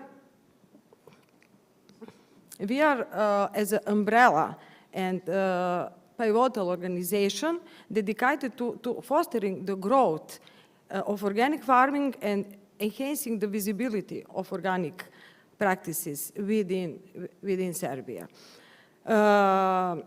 We consolidate all sector in Serbia. We gather farmers, organic processors, certification bodies, other small and local or regional associations. And we have a mission to elevate organic farming in Serbia by enhancing support for organic producers and processors, advocating for favorable policies and promoting organic principles. Serbia Organica effort also focus on the transformation of food system in Serbia and on combating climate change through sustainable agriculture and fostering community resilience. As I already said, we started before one year, and main achievements of the implementation of the biodistrict introduction program in Serbia are: within the first year of the program's implementation, significant advances were observed across various dimensions. First, promotion of the concept, methodologies, and development process of biodistrict in Serbia. Also, a high level of national interest was evident from public events and various regional dissemination and planning meetings. Also, diverse participants were involved in biodistrict process in Serbia, including groups of producers, of processors, universities, research institutions, development agency, public organizations, municipalities, and of course, maybe on the first place, but Ministry of Agriculture. Also, media coverage across television programs, graphic media, social networks has been extensive. The collaboration between public organizations is also noteworthy, and the process was quickly accepted by stakeholders. This all demonstrates us the intensity of the proposal, the speed of adoption of the idea, and the rapid practical implementation of activities in Serbia on both national and the local level.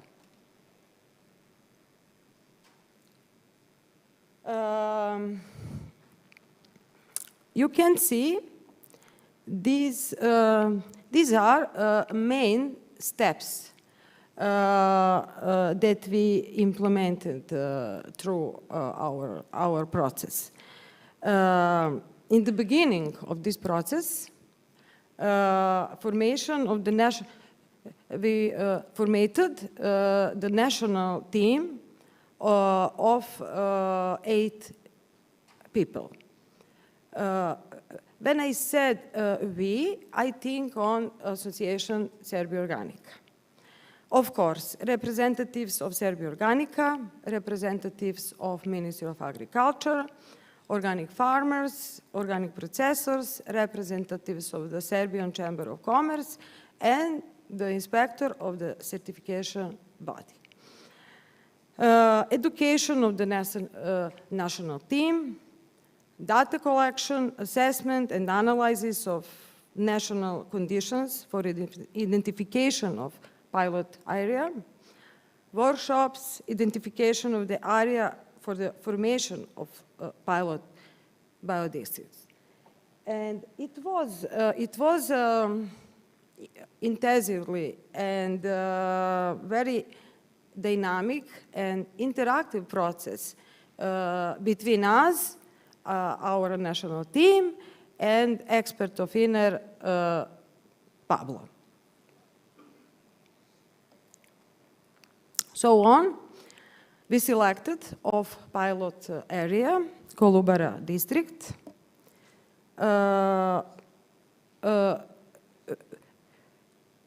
We conducted many interviewing of stakeholders and visits to pilot area, valuation of value chains, workshops in Kolubara district, creating a general biodistrict visual identity and its protection, creating the national guide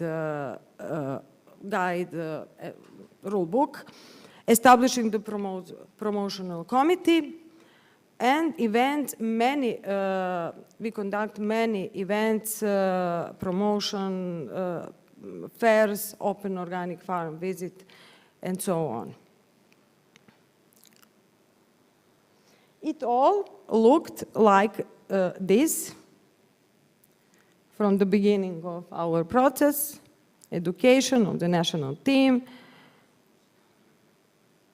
different workshops, for example, workshops during the international fair, agriculture fair in Novi Sad last year, promotion of biodistrict on the national level, promotion of the concept of biodistrict within the national dialogue of the UN, Serbia Organica, Ministry of Agriculture on the transformation of food system in Serbia. This is workshop on the organic farm Organella last year in July. Also, this workshop even was in the beginning of our process showed all of us that this story about biodiversity in Serbia is a huge potential. These photos are from open organic farm visit that we organized last year in one of organic farm in Kolubara Biodistrict. Also, same farm. Also, this day we gather within one organic farm many organic farmers from Kolubara Biodistrict and bring consumers from Belgrade, from Novi Sad city to spring its idea and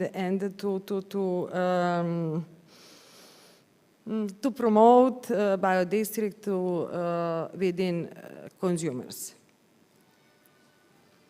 These photos from some culturally, historical monuments in Kolubara Biodistrict. Also, sorry, this is a little bit strange.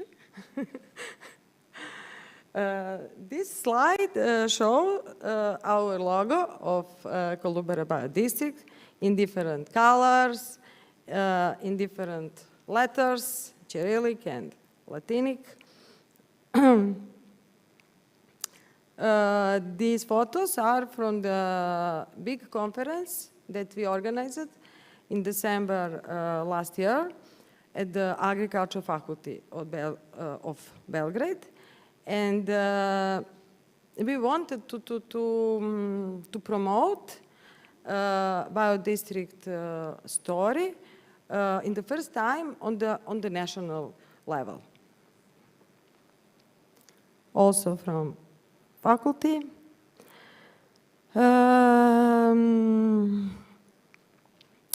Creating the national guide for the establishment and management of biodistrict in Serbia.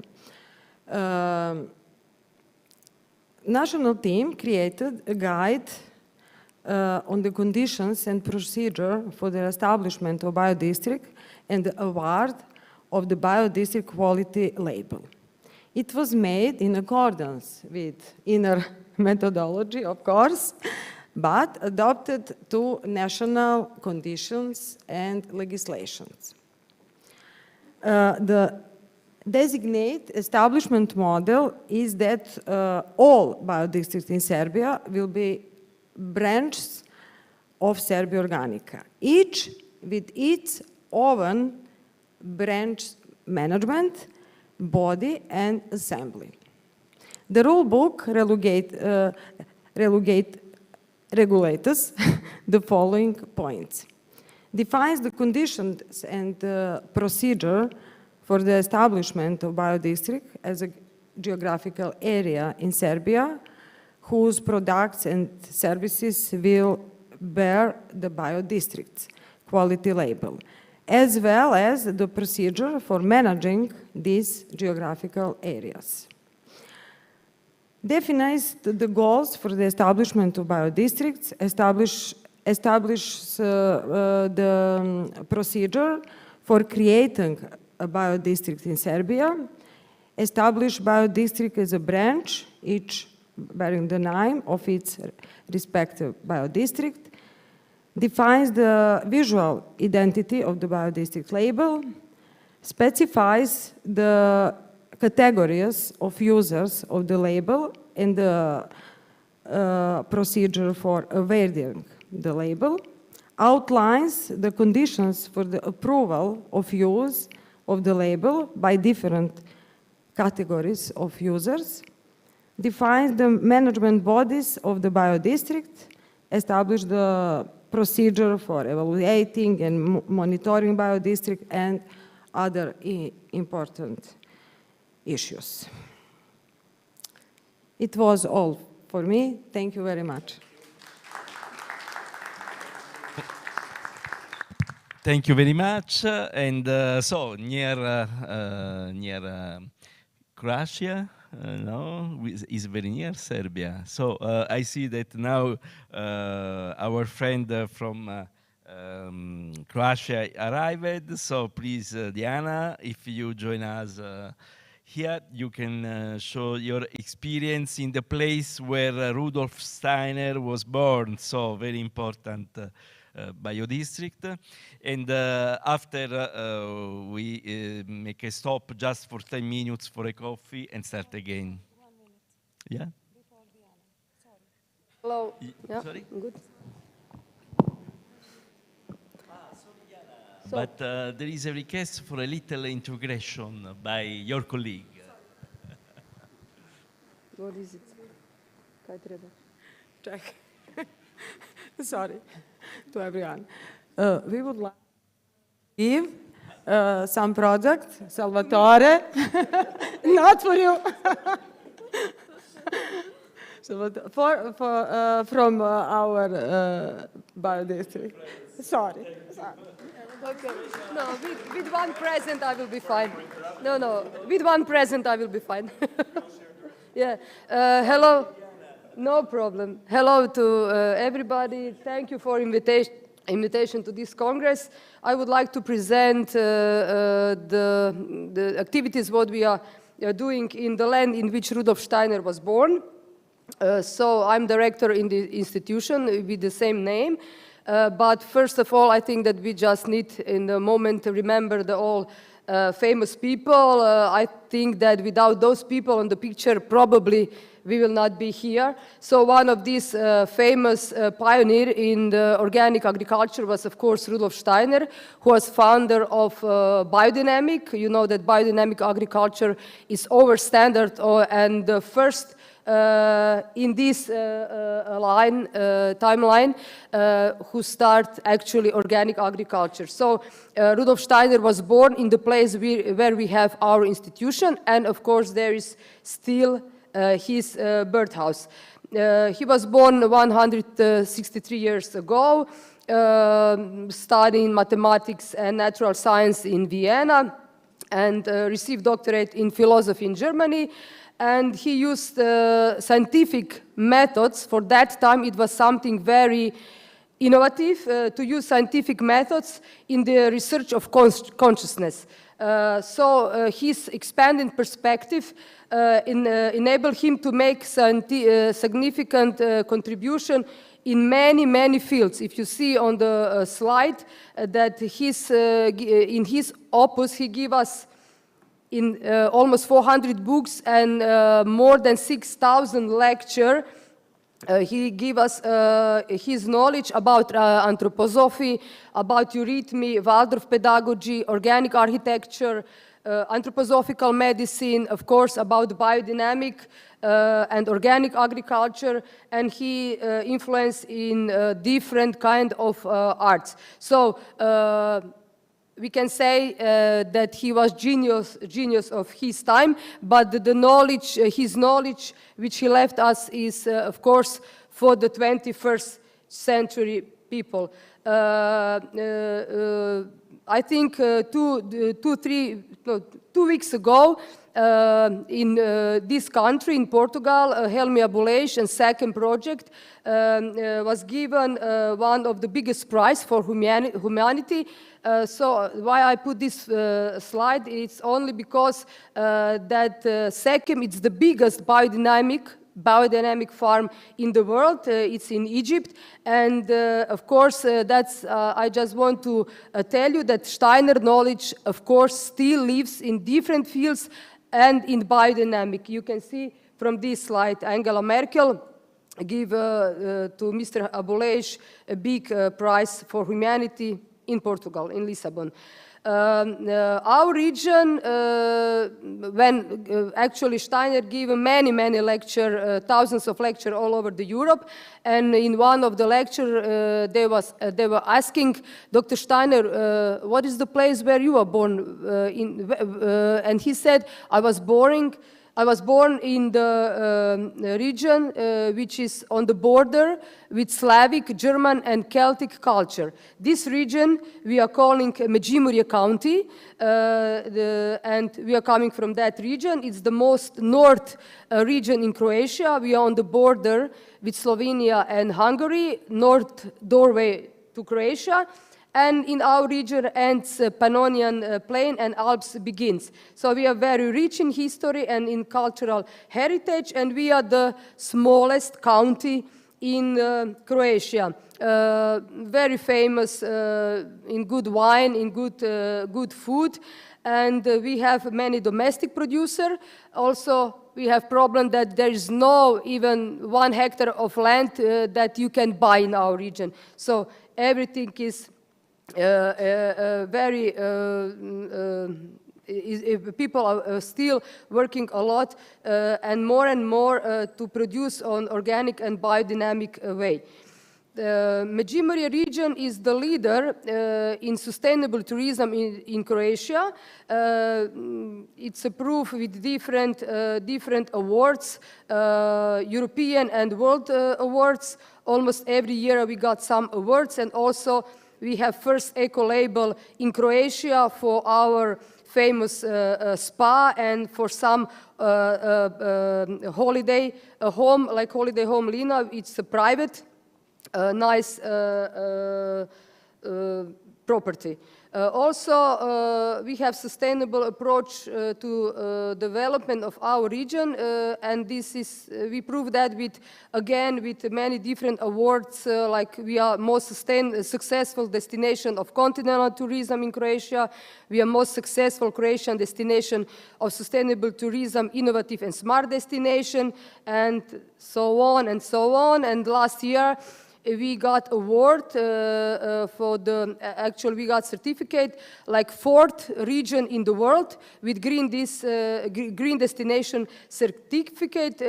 It means a lot to our region. We are not region on the coast with many tourists, but we are region on the continental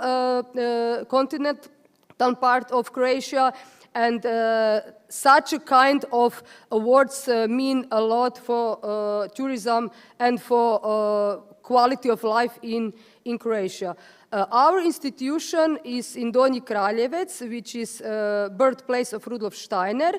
The institution was founded in 2007. Today we are, of course, center for many visitors who are visiting us for all over, from all countries, from all continents, but we are also reference center for biodynamic agriculture in Croatia, supported from ministry, from different region. We cooperate with scientific and educational institution, region, farmers, students, children, and we are also working on different national and international projects.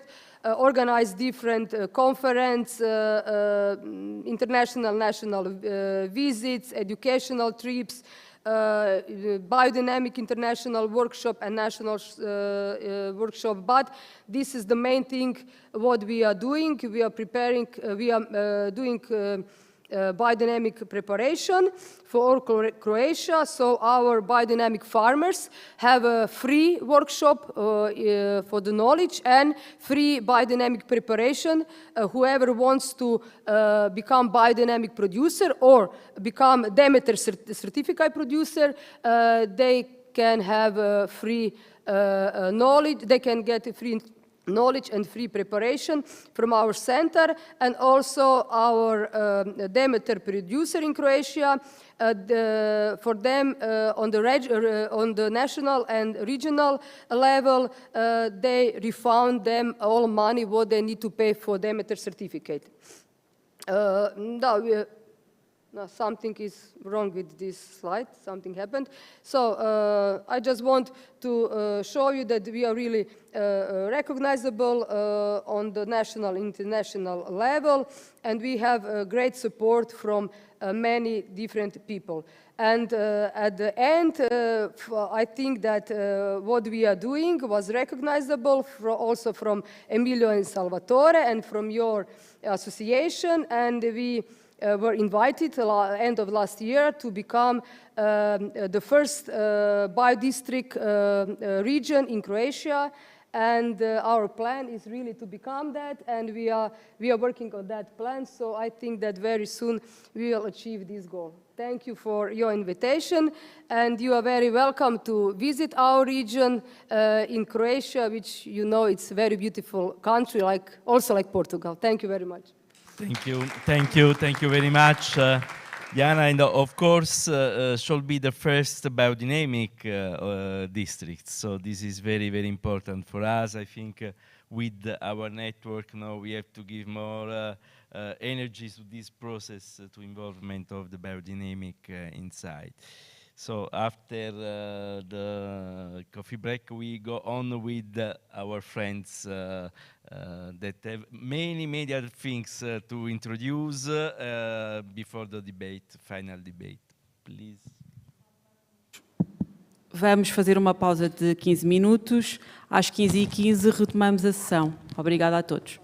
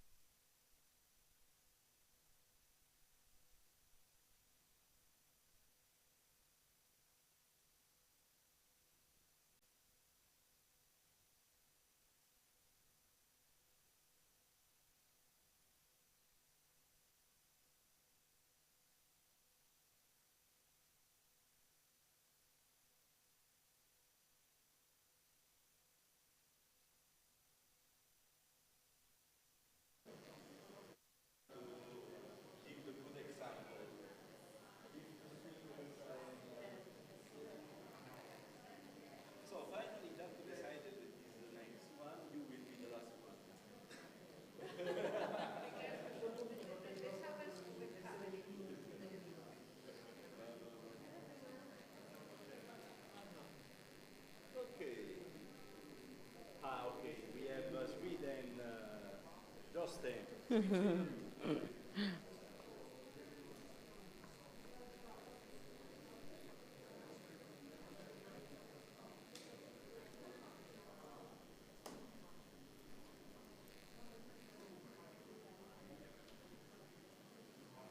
Jostein isn't here.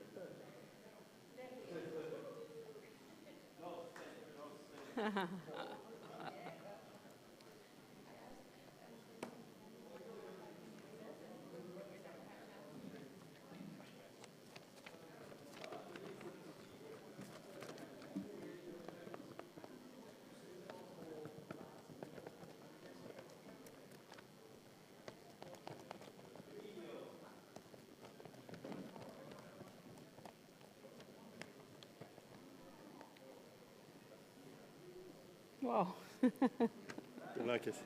That's a bit strange. But.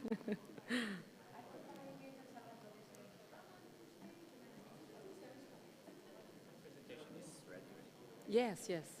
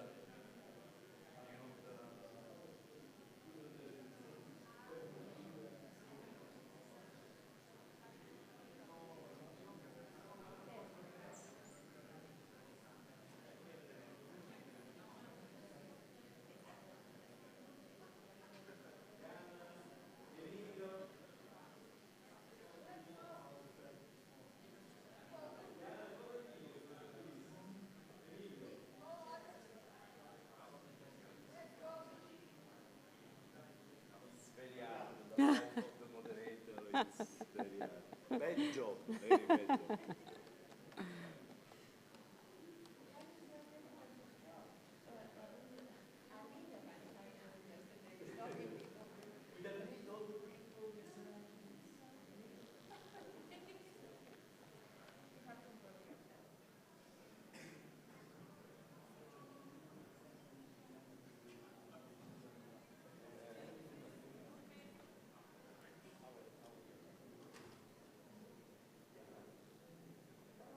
After we have the debate.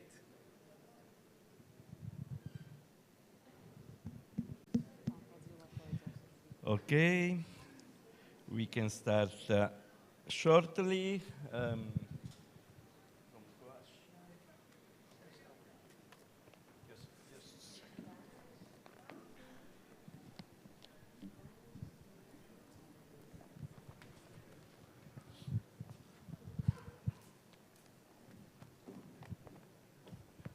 As you prefer. Where you prefer. Because we have the debate, we have the reactor, so we need to have all the participants here. Okay, Ivana. Ivana, please. Emilio, please.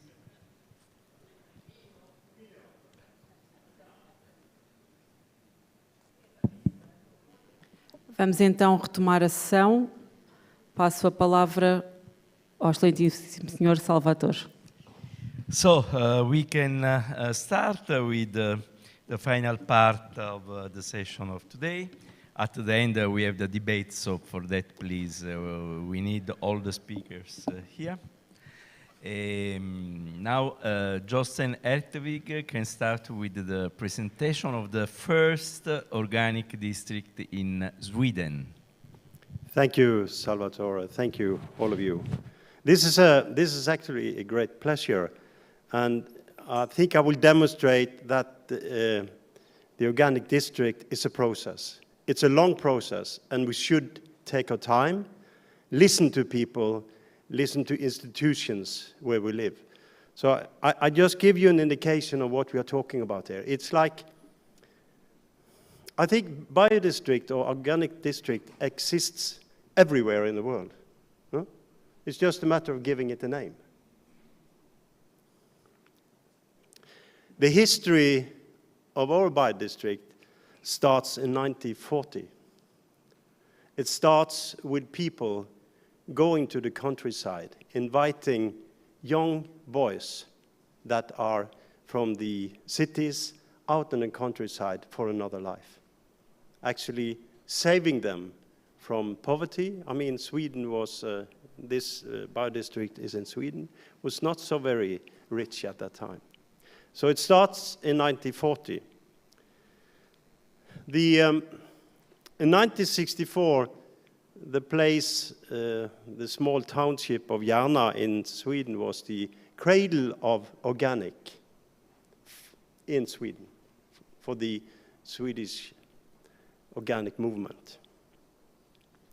Very interesting is also that this place, which now is the heart of the bi-district in Sweden, also was very active in the creation of iPhone in 1972 in Paris. And in fact, it was Swedish money who made it possible for IFOM to have a secretariat the first years. So 2001, now you see it's a process. It's a long process.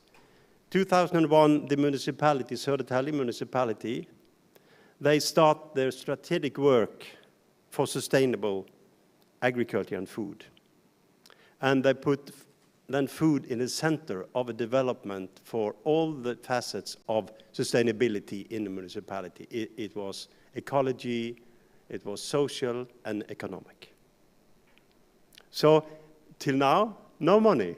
There's no money in this creation of the bi-district. It's only will. It's only people who would like to do something together. So 2012, we had the first version of the bi-district in the Stockholm area. We had then some project money from the EU, and we created, at that time, it was another name. We said it was Local Sustainable Food Societies. But still, it was people, it was nature, it was cooperation. So you could say that, following a very long story, 2012 was the first really start of the bi-district. So 2022, or 2021, we also joined INNER. And for us, this was a game changer. To meet people, like-minded people, like Salvatore, Cesare, Rafael, Emilio, and all the friends, meeting them to see. And now this is a very interesting and important point with bi-district. You meet other people, like-minded people that can give you some energy, not in your head, but in your heart. You meet them heart to heart. This is important. So 2022, we had already ideas about bi-district. We have been working with the INNER, with Goward and so on. But then we got some money. First, then we got a little bit of money, not much money. And then we could enlarge the area from the Södertälje area to a bigger area. It was the Kismet project. Kismet is actually, it means, it's a Turkish word meaning destiny or future. Very special. Some images from where we are in it, and we choose, following the recommendation from Salvatore and the team, we chose a landscape. Not an area that was designed or decided by authorities, but we took a landscape. We took the landscape of Sörmland. Anyone knows about Carl von Linné, the famous Swedish biologist that put names on major plants? He came once to Sörmland, this landscape, and said, oh, this is where the wild nature meet culture. And when you come there, I would like to invite you all to the place. You really see this, that it's really wild nature with the boars and the deers and the moose, and then you suddenly come to the farmland. There are two regions, that now is the bi-district. It's the Södermanland region with 9 municipalities. It's a fairly rural area. And Stockholm region with 12 municipalities, which is more an urban area. Approximately 1.2 million inhabitants. Organic area there is 20%. Goal for Sweden is 30% within 2030. And organic school meals is a driver. It's a driver for change. And we would so much like to work with all of you on the concept, leave no child behind.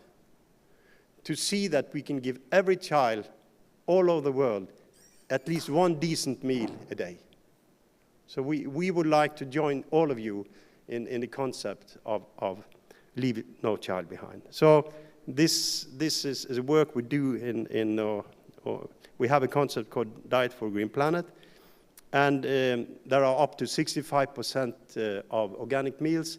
One municipality serves 17,000 meals a day, and 70% is now organic.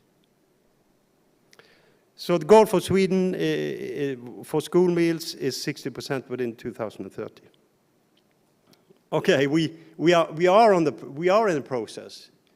This is not easy. I mean, there is a different structure in Sweden compared to, for example, Italy. It's not so easy for us to get an okay from a municipality because the process of having an okay from the municipality is very long. So we do not go at that level.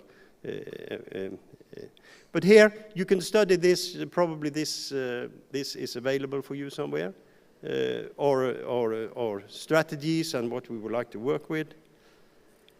Here it is. It is situated in the Baltic Sea region. It is in Sweden, in Stockholm, and it is. If you see then on your left-hand side there, there's a lot of lakes in the area. So nature, one of the lecturers yesterday said that you can look at your palm of your hand and you can feel your blood like this. And this is an example. You can feel the rivers, you can feel the lakes, and you can feel that you are going into the ocean. We are a lot of people. I'm only one, and maybe not the most important. There are many other people who's working with us. And I'll take the opportunity to say hello from all of us. It's Hans von Essen, it's Anna, Sophie, and Jostein, Astrid, my wife, Sarah, and Fredrik. From all of us, thank you for listening to this, and warm welcome, and we would so much like to cooperate with all of you. Thank you. Thank you, Jostein. And finally, Innergaud networks, and few weeks ago, Jostein was in Cilento, and we met the mayor of Pollica, Stefano Pisani, after the visit of the Living Museum of the Mediterranean Diet. And Jostein said, it's great, should be great to have something similar in Stockholm. Finally, in few hours, we had the official yes of the mayor, so we can have this Museum of the Mediterranean Diet in Pioppi, but also in Stockholm in a very short time. And this is only one example in which way we can have more and more collaborations between the organic districts. Okay, now we can go on with Aina Calafat, Spain. We go a little bit more in general now, no? On an aspect with the tourism, of course, involved. Aina Calafat. Well, I usually get nervous when I have to speak in public. First of all, thank you very much for the organizers of this event and this wonderful group of people that gather wonderful people together and to help us networking, help us as Well, many of the things that I will say today are not mine. Most of them are from Cesare Zanazzi, Amber, and Giacomo, which I've been talking to these days, and the rest of the team of the organic districts. But as it was mentioned earlier, this is about getting to know each other and understanding the dynamics of different people, different cultures, and understanding why we do things in a different way. So thank you for having the opportunity of being here and learning all from each other. And one thing that I've learned these last 2 days is it's all about telling stories, telling our own story. And when I prepared this presentation, I wasn't telling my story, I was just focusing on a concept. So I will first, if you allow me, just make a bit of explanation of where I come from and who I am and how we work in where I come from. I think that I have experienced along my life how you can transform heaven into hell, the paradise into hell. I come from Mallorca, which is a beautiful island in the middle of the Mediterranean. It's so beautiful that all the cultures around the Mediterranean have wanted to live there and conquer it, and now it's been conquered by tourism. It's a small island of 3,000 square kilometers with nearly 1 million inhabitants, which is much more of the population that the island can stand. We could only provide 16% of the food that we would need, so our ecological footprint is what would it be, 6 times the dimension of the islands.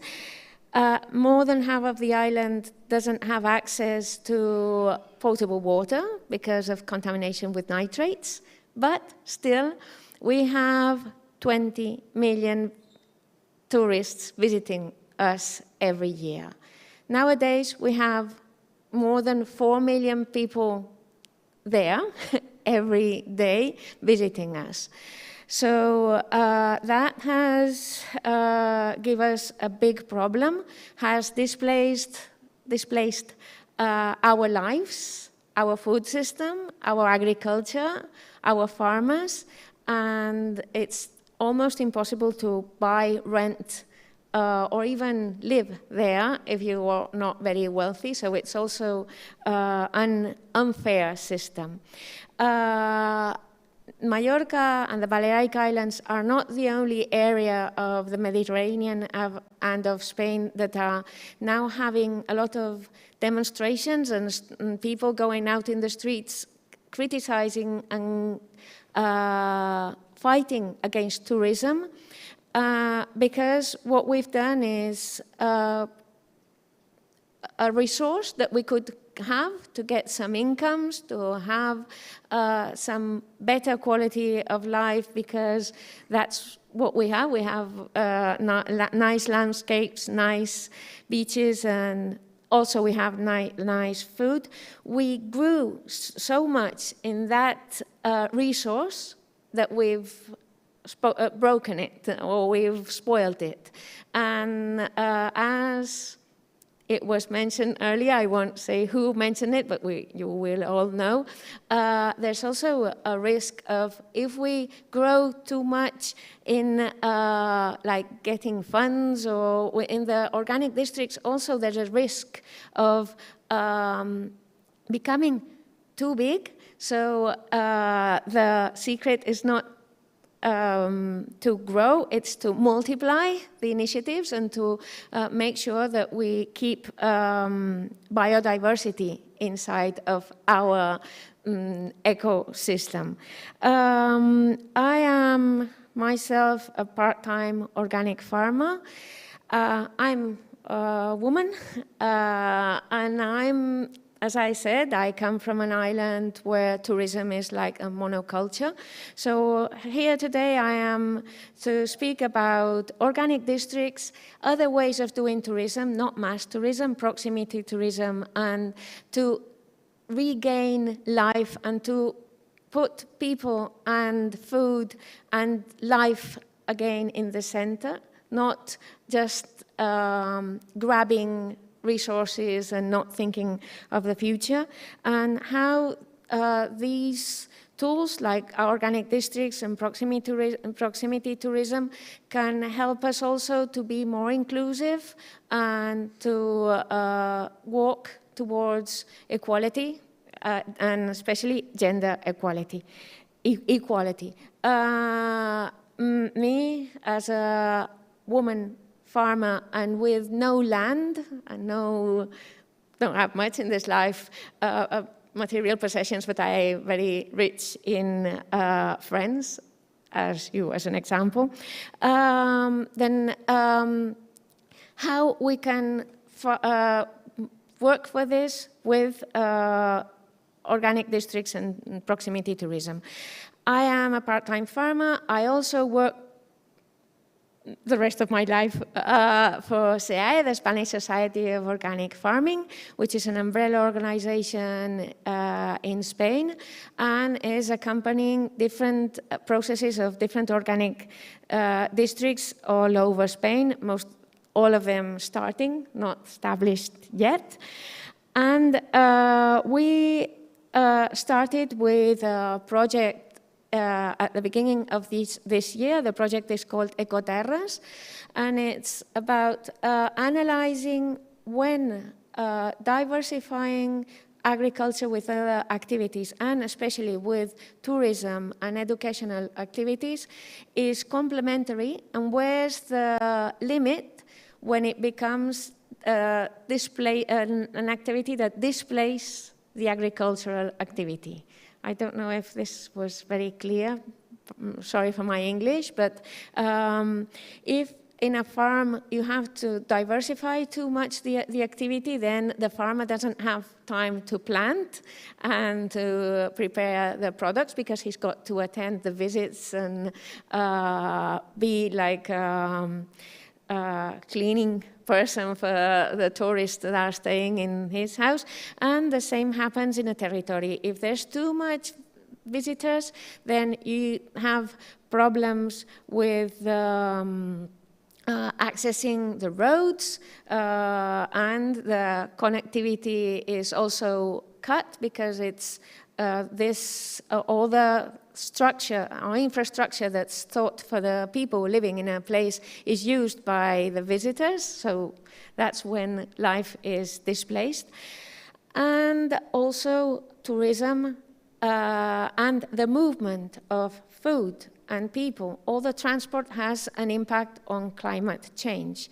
So we started with this project thinking, how can we use the tools that we're working on, organic districts, and also the economic resources that we have nowadays in some areas of Spain, Málaga, Mallorca, and Girona, to be sustainable, to try to move less people, use less transport, moving people, moving food, and reduce the anthropogenic contribution to climate change. When we know the positive outcomes from organic districts, we start putting life, culture, and agriculture into value.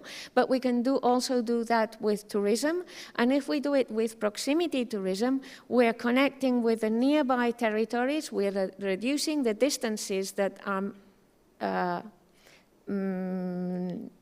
used, or the distance that we move people. And we put into value what we do with our neighbors, and we start collaborating and stop competing with our neighbors and start collaborating. This is also an intercultural tool that can be used, but this is not the subject for today. We reduce the impact of the resources, we improve the quality of life.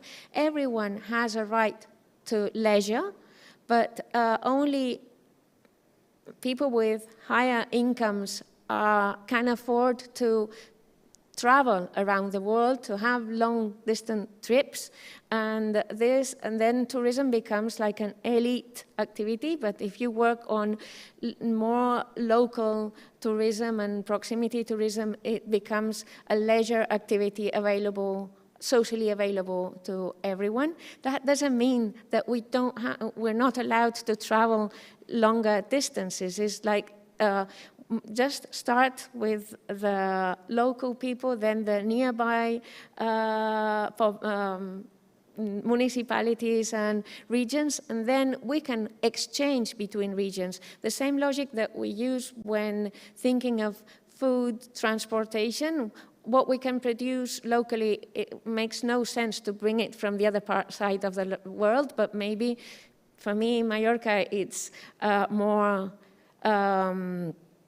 it has less impact if I buy the coffee coming from fair trade from a place where coffee can be grown and try to grow it in my place.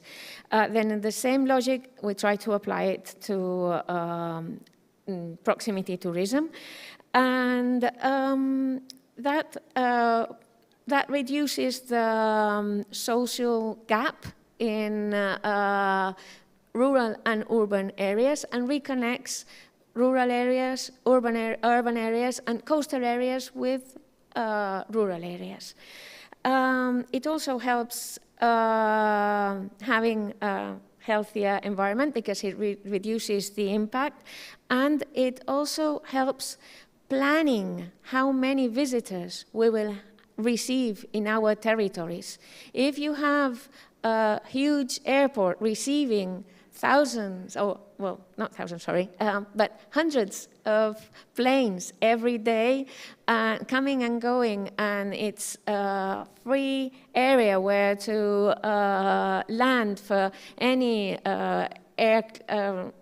airline, then you have no control on the visitors you have. If you have a more personal relation with nearby territories and then you reduce the number of visitors that come from abroad, like Bhutan has made, then it's a better way of controlling the resources that we have. And, well, I think I said everything that was on this slide. We need to understand the dynamics of every territory. So when we talk about organic districts, we always talk about the principle of subsidiarity. Every territory has to be free to decide which is the roadmap that is going to follow to become or to enter the process and follow the process of an organic district. And the same thing we have to do with proximity tourism. So what we have to, there are many questions coming out from the project that we are working in. The first of all the questions is, what do we mean about when we say local and proximity? Because this is also used in the food industry. Local can mean from nearby, but it doesn't count the footprint of all the resources that you have used to produce that food. So you can have a local pork meat and that pig has been fed from feed that comes from all around the world, and that hasn't been taken into account, and so you can call that local. And also, this is the same kind of issues that we have to define in every territory. What criteria should proximity tourism meet? What are we trying to achieve when we try to plan our tourist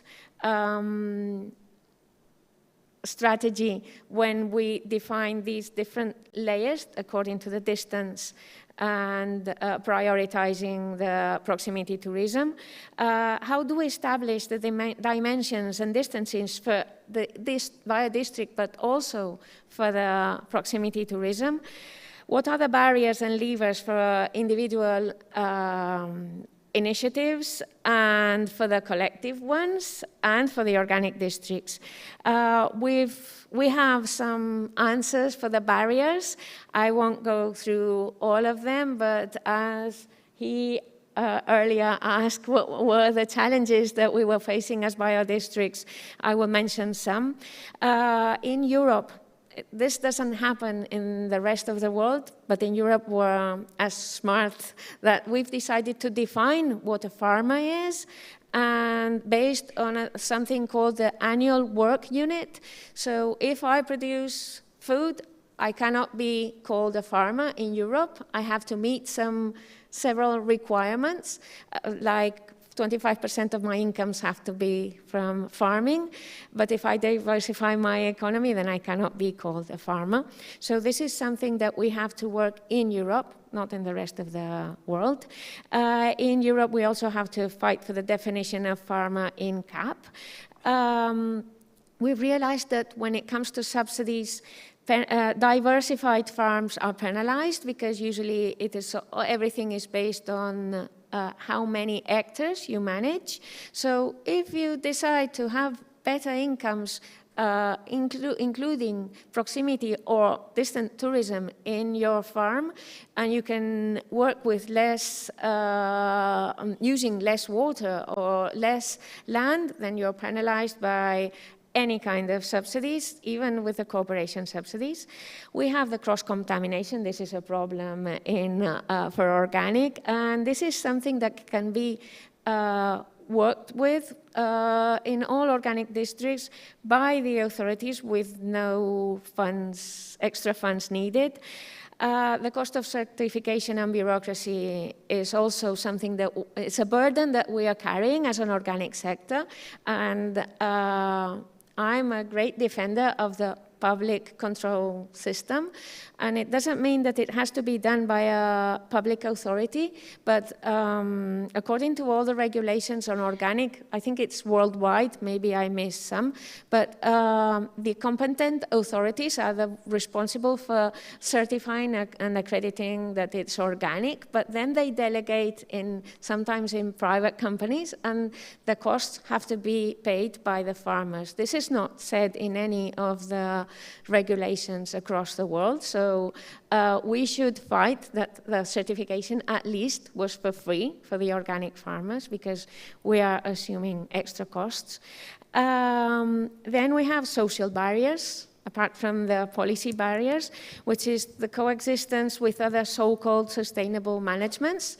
In Spain, there's this so-called sustainable agriculture, which the main lemma of this sustainable agriculture is that we cannot live without glyphosate, and they sell their products as sustainable, and we know they aren't. Then the multitask in small farms is also a burden, and it's difficult to manage, and the multitask in territories and in collective initiatives, it's also a burden. He might kill me after this speech, but all of us here are a bit concerned about Salvatore, because he's a multitask person and he's overloaded with work. I think that this is a good example of what's like to be in this sector.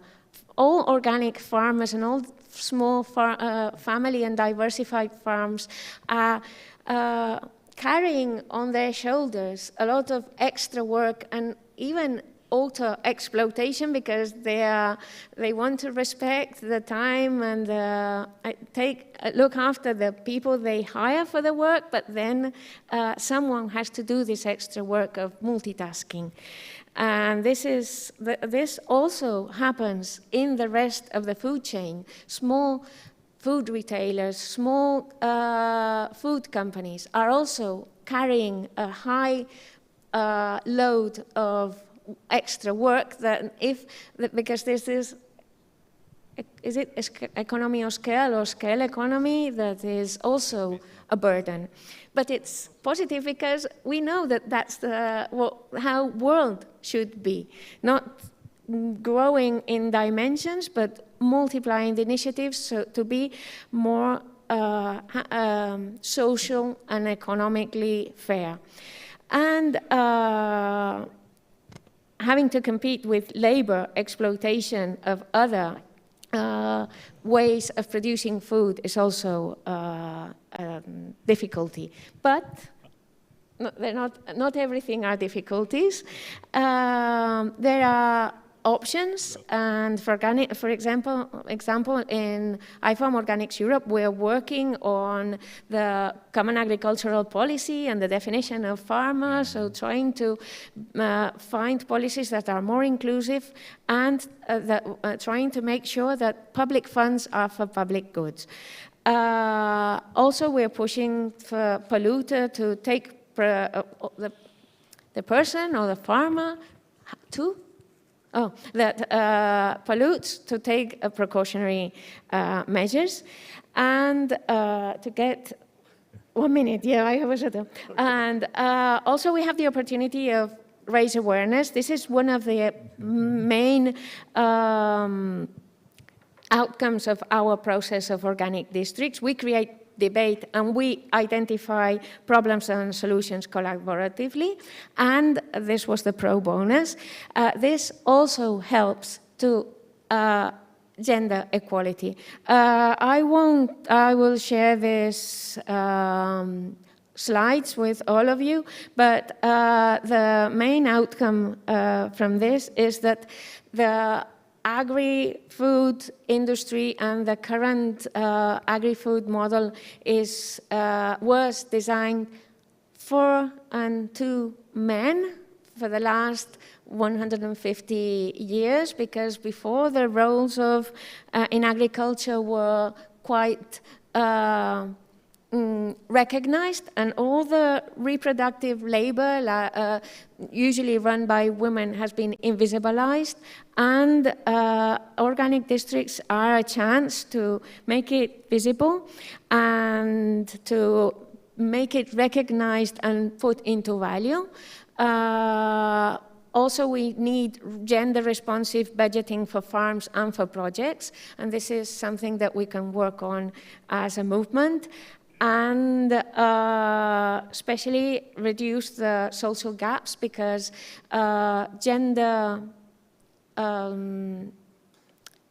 the gender issues are bigger when the poorer you are. So there's also a social graduation, or I don't know what, different levels of gender aggressiveness of the system, and the poorer you are, the more you suffer from it. Sorry for being so long. And you are right. You are right. For us, the work on the organic districts is not work; it's a pleasure. So. Our involvement is very, very high when we have presentation also. So now, Raffaele, please, you will introduce us the ecoregions in measure of well-being.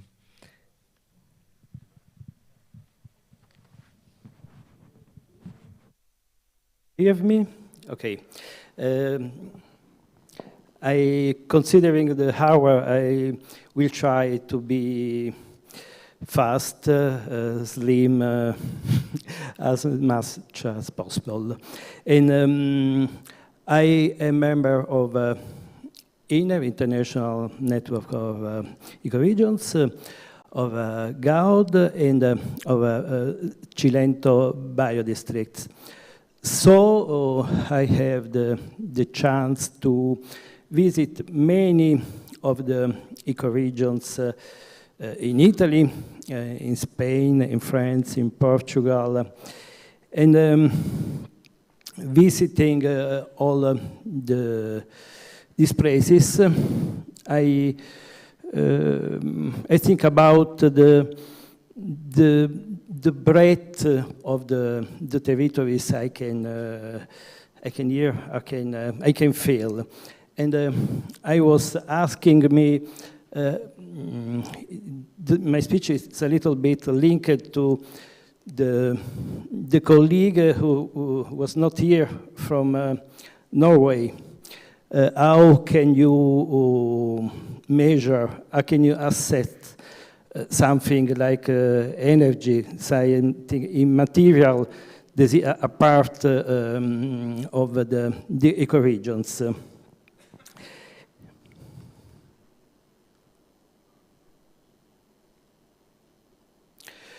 Yes, one answer to this, I think maybe before there is another one. Yes, in the last 20 years, we try to follow the main enlightened philosophies, thoughts about the environment, and approach to the tourism, to the agriculture. And I think, as Mr. Jacobson, I think, said, there is no need to have another approach. For example, with economy, how can you measure in terms of gross domestic product, the wellness, the happiness, the relax you can find in a place who choose to follow the philosophy of organic districts, ecoregions. And I thought, first, Jostein go back in the 40. I thought to go back in the 50. One of the first approach to measure in a different ways the wellness, the welfare, we can find in Robert Kennedy. So you have to think a person who could have been the president of the United States, the kingdom of the consumerism. And he had the courage to be critical with the criteria of measuring the richness, the wealth of a country. And you can find in internet and in Google. This speech is, I think, the last speech he made before assassination in Kansas. It was very critical with GDP because you can measure the productivity, the richness, the money, but as Kennedy said, the gross domestic product measures everything in short except that which makes life worthwhile. That is the things in ecoregions we are looking for is at the first place this element. So in the 50 and then in the following years, we can notice in some enlightened approach to the management of the territories and of the economy, this new kind of index, the gross domestic well-being, measuring the wellness and gratification of territory using not conventional indicators like economy do, the orthodox economy, but other elements. We can just have a look in ecoregions, for example, as indicator, we heard about many of the other speakers about these elements. For example, the health, the environmental protection, the participation in political life, someone said not only bottom up, but also up bottom. Here, also in this place, we have an example of how the participation is shared at different level. And in this way, with this element, we can find to improve the attractiveness of less attractive areas also, because it's easy to have a flow of tourists in Barcelona or in Madrid. The challenge is to have a flow in more marginal areas like Cheras or like Idanha-a-Nova. So this is a key word I found in many of the ecoregions. I had a transverse journey in various ecoregions I visited because I am responsible of communication, so I try to have not only a technical point of view, but a neutral point of view. And many of the speakers they speak before talk about these elements in addition to the traditional agriculture or tertiary sector activities. Activities related to the leisure, to the products of excellence, the education, and also the health, the therapy.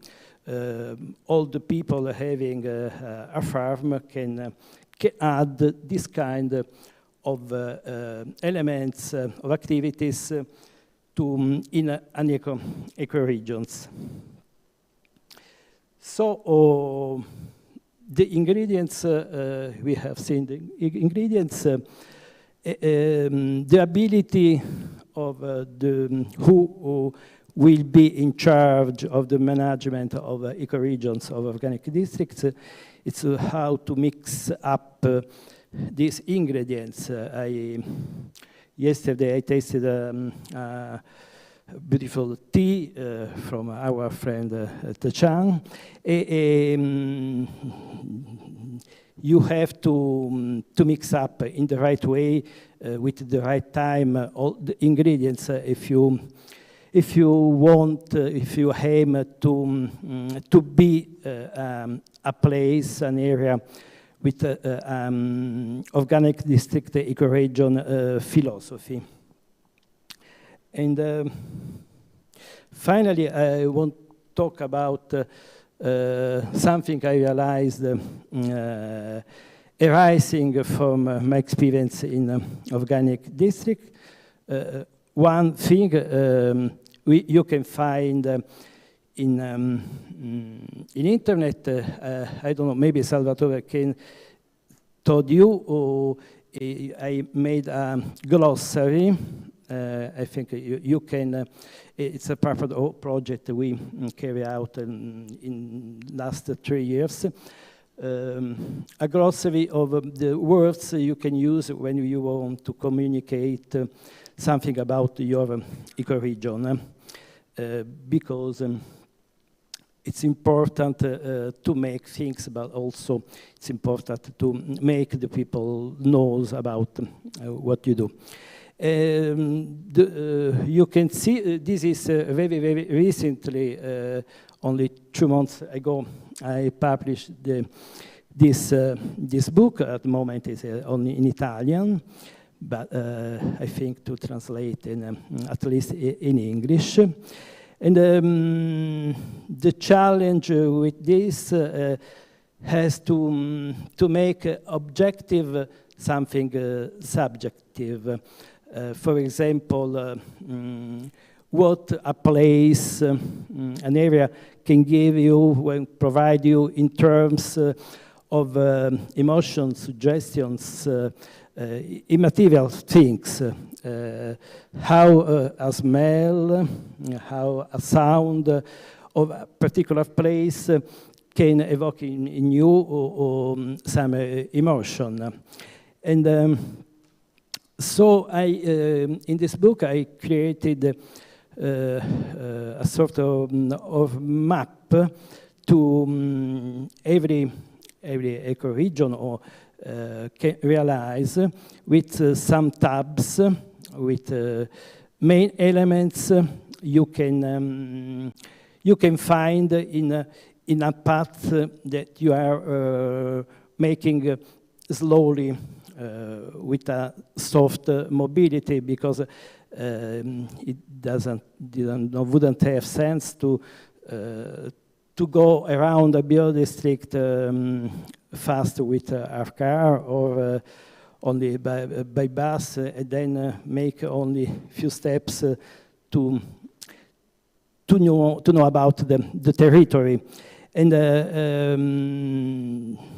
the best way, I personally make, but in a particular case, I make about 4,000 kilometers by foot in every year. I think the best way to know about a territory, critical point, but also positive points, it make it 3 or 4 kilometers by hour by foot, or 10 or 12 kilometers by hour by a bike, or with a horse, with a soft mobility. So, yes, my challenge is to find out criteria to make objective what usually is considered subjective, the emotions, the feelings, the suggestion that can arise by a territory. I promise you to be slim and fast. I hope I realize it. Thank you. Now with the Darko Znauro, we go of the Avalon Foundation from Netherlands to give a look to this assessment of a bioregion's health check, a very interesting system that he developed in the last years. So please try to introduce us in this model. Thank you very much. I'm very honored to be part of this group and to have opportunity to share with you something about the concept that we have developed at Avalon Foundation. It is a tool, it is an assessment tool how to assess whether a bioregion is a bioregion, so to speak. I'll show in a minute more about it, but before that I would like to also say that this particular place calls us even to be more alert and to be more focused, because I was very pleased to learn that this place was set up by the Knight Templars in 1205, and those were people who were in those days doing a bit similar, maybe even much more than what we want to do with this initiative. They were trying to create a sort of alternative economy, a banking system. They were good in agriculture. By the way, they constructed some excellent irrigation systems here in Portugal, etc. And they were going against the mainstream. But, well, you can read the stories in the books. Anyhow, let us focus on the topic of my presentation. I would like to cover 4 particular issues related to the health check of bioregions. First, I would like to explain what it is, why it is needed, and also for those who are interested how it works, and how those that are interested can participate in our health check assessment. Well, first of all, what is it?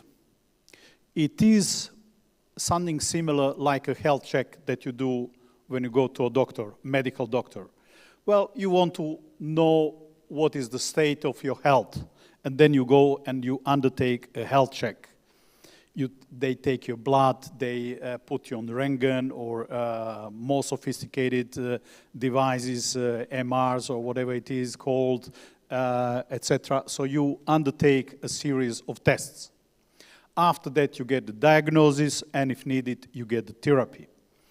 So following that approach, we have created a framework for assessing the health check of a bioregion, assessing its natural capital and also assessing its social capital. So we have two different parts of the assessment. And, well, the most essential tool in this exercise and this assessment is what we call a health check wheel, or you can call it a health check compass or navigator, if you wish. So it basically consists of two parts. The darker blue part here is the social capital. So we assess a set of criteria and sub-criteria related to social capital of a region. And then we do the very same for natural capital. We also assess a couple of things there. Now, well, how do we do that? It's pretty complicated, so I'll try to cut a long story short. But basically, the idea is that we look when we talk about social capital, we look at the policy level. So whether, for instance, there is an action plan, whether there's appropriate budget, whether the targets that are set are ambitious enough, etc. We look at the practice, we look at the what is the area under organic farming, what is the number of organic farmers, if there is a green procurement scheme and stuff like that. Then we look at the knowledge dissemination, so education programs, advisory system, etc. And also we look at the social cohesion in the region related to organic farming. And then we also look the natural capital criteria, and there we look at the climate budget, different emissions, etc. Then we look at the soil nutrient balance. We look at the balance of nitrogen, phosphorus, and potassium. And I guess that, well, none of the regions here has a soil nutrient balance or climate, well, agriculture-related climate budget. So we calculate that, and we give a sort of assessment, our opinion, and we give a ranking, if you wish. Then we do the same for agrobiodiversity, for soil health, and also for the use of chemicals, being pesticides and antibiotics. So at the end of that exercise, you get something like this. You get quite a colorful health check wheel that indicates you immediately what are your strong points, and these are, for instance, the green ones, what you see in the green, and what are the weak points, the points for the improvement, you see it immediately. And we also express those values in quantified terms. So, for instance, I was recently involved in assisting the county of Zagreb in Croatia, which is my home country, to prepare an action plan for going 100% organic. And it was, as far as I know, certainly the only region in Europe, maybe in the world, that has, at the regional level, that has a plan for going 100% organic adopted by the regional parliament. So they would score very high here, but they have no budget for that. So they will score very low here, etc. So just to give you an example. So basically, it's a very, very practical tool. At Avalon Foundation, we have undertaken this exercise to extent, at least when we talk about social capital, we did certain assessment in one of the sub-regions in the province of Friesland. Many of you might heard about Friesland because it's famous region for its dairy production. It's one of the most sophisticated dairy production regions in the world, with an average milk yield of about 10,000 kilograms per cow per year, and also the context of being an organic region over there is quite different than here, also among other things, because if you're an organic dairy farmer, you have to pay 1 hectare of grassland about 80,000 euro.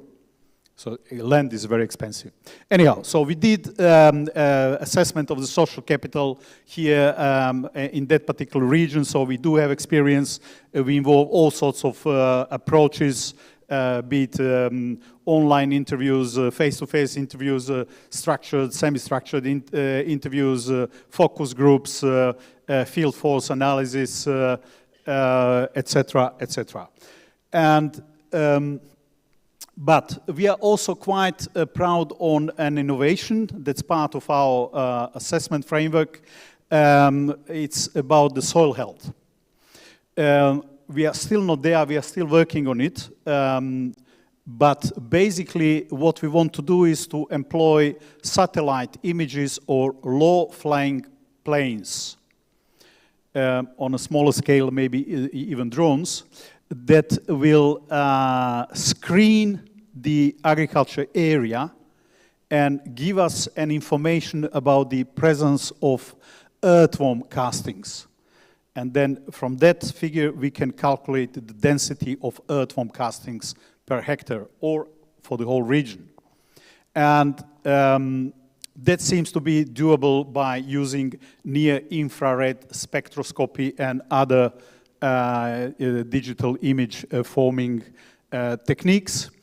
So that's how we would like to screen the soil health, because undoubtedly the mass of earthworm castings is one of the best indicators of soil fertility. And using these kind of images, we can also assess agrobiodiversity of a region.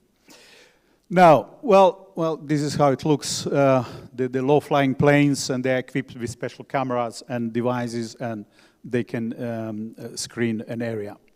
At the end of this exercise, we also express the findings and our scores, so to speak, for each of these criteria or sub-criteria using dashboards. Very eye-catching and attractive dashboards. So it's a great policy tool, and also it's a great communication tool. The entire process is a bit complicated, but the results we want to really be easy, understandable, and so that the results can be communicated easily to a wider group of people. Now, I want to stress that this is a sort of well, you can also call it region certification of bioregions. It does have some elements of a potential certification, but we do not like to call it certification because certification sounds very formal, etc., etc. It is a voluntary assessment. It's like when you go to a restaurant and you see a restaurant has a Michelin star or other stars, and then you know, well, it's a restaurant that really has a good quality. By saying that, I'm not saying that the regions that will not participate in our scheme for whatever reason are not good bioregions. I just want to say it's like a restaurant. You might have in a village an excellent restaurant that is better than any of the Michelin restaurants, but nevertheless, some restaurants do decide to take part in a Michelin assessment. and acquire Michelin star. So basically, what we would like also to provide is the rating for bioregions, a rating involving similar like with Michelin stars from 1 to 3 stars, and then a region would get a certificate from us. It's called Avalon Health Checked Bioregion. So why a bioregion would like to have and be part of our health check system? Well, this doesn't work. I'm sorry about that. It's very unhandy. It would be much better if he had known it in before, because I see it here on the screen, but you don't see it. Well, anyhow, there are a couple of reasons why a region would like to be part of this exercise. First of all, we look for regions with genuine motivation. We are not really keen to work with regions that would see this as a sort of anti-green washing certificate, or something that would give them credibility, but if they are not really interested, we are not interested either. So it helps a region, if a region has it can help to boost regional pride, regional identity, recognition. It can increase credibility of what a region does, and it can also boost economic prosperity.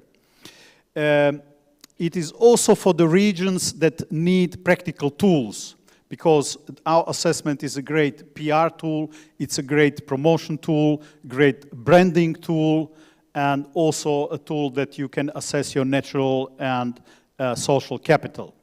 And then expected impacts. It can, if you have this, our report and our scores and dashboards, etc., and recommendations, it can help a region to have more organic farms, a higher area, larger area under organic farming. It can attract more tourists because it's like a Michelin restaurant. Well, it's attractive if you have it in a region. It can attract more investments, more partnerships, and it can distinguish a region from other regions. And we see it also as a statement of commitment to sustainability. Well, to conclude, so what a region does get from us? Well, first of all, we are going to make a deep scan, as I have already mentioned, deep scan of a regional natural capital and social capital related to the development of organic farming. You get that for the situation now, but also assuming that a region has a plan to have 30% organic farming in 10 years.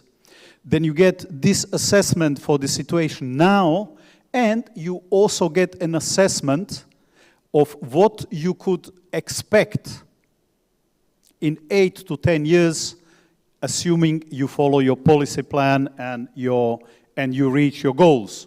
You get also a deep scan for the situation now, for instance, soil health. You get this dashboard, so you see now how it looks and how it will look in theoretically in 10 years, for instance. So again, you get the report and the assessments for now and for the next 10 years, a forecast. You get the diagnosis, like also, well, this is, again, as if you go to a doctor, you get a deep scan, yeah, you get all those laboratory results, Röntgen or whatever, and then at the end you get the diagnosis. So you get, from us, you get this seal, so to speak, it's a sort of diagnosis.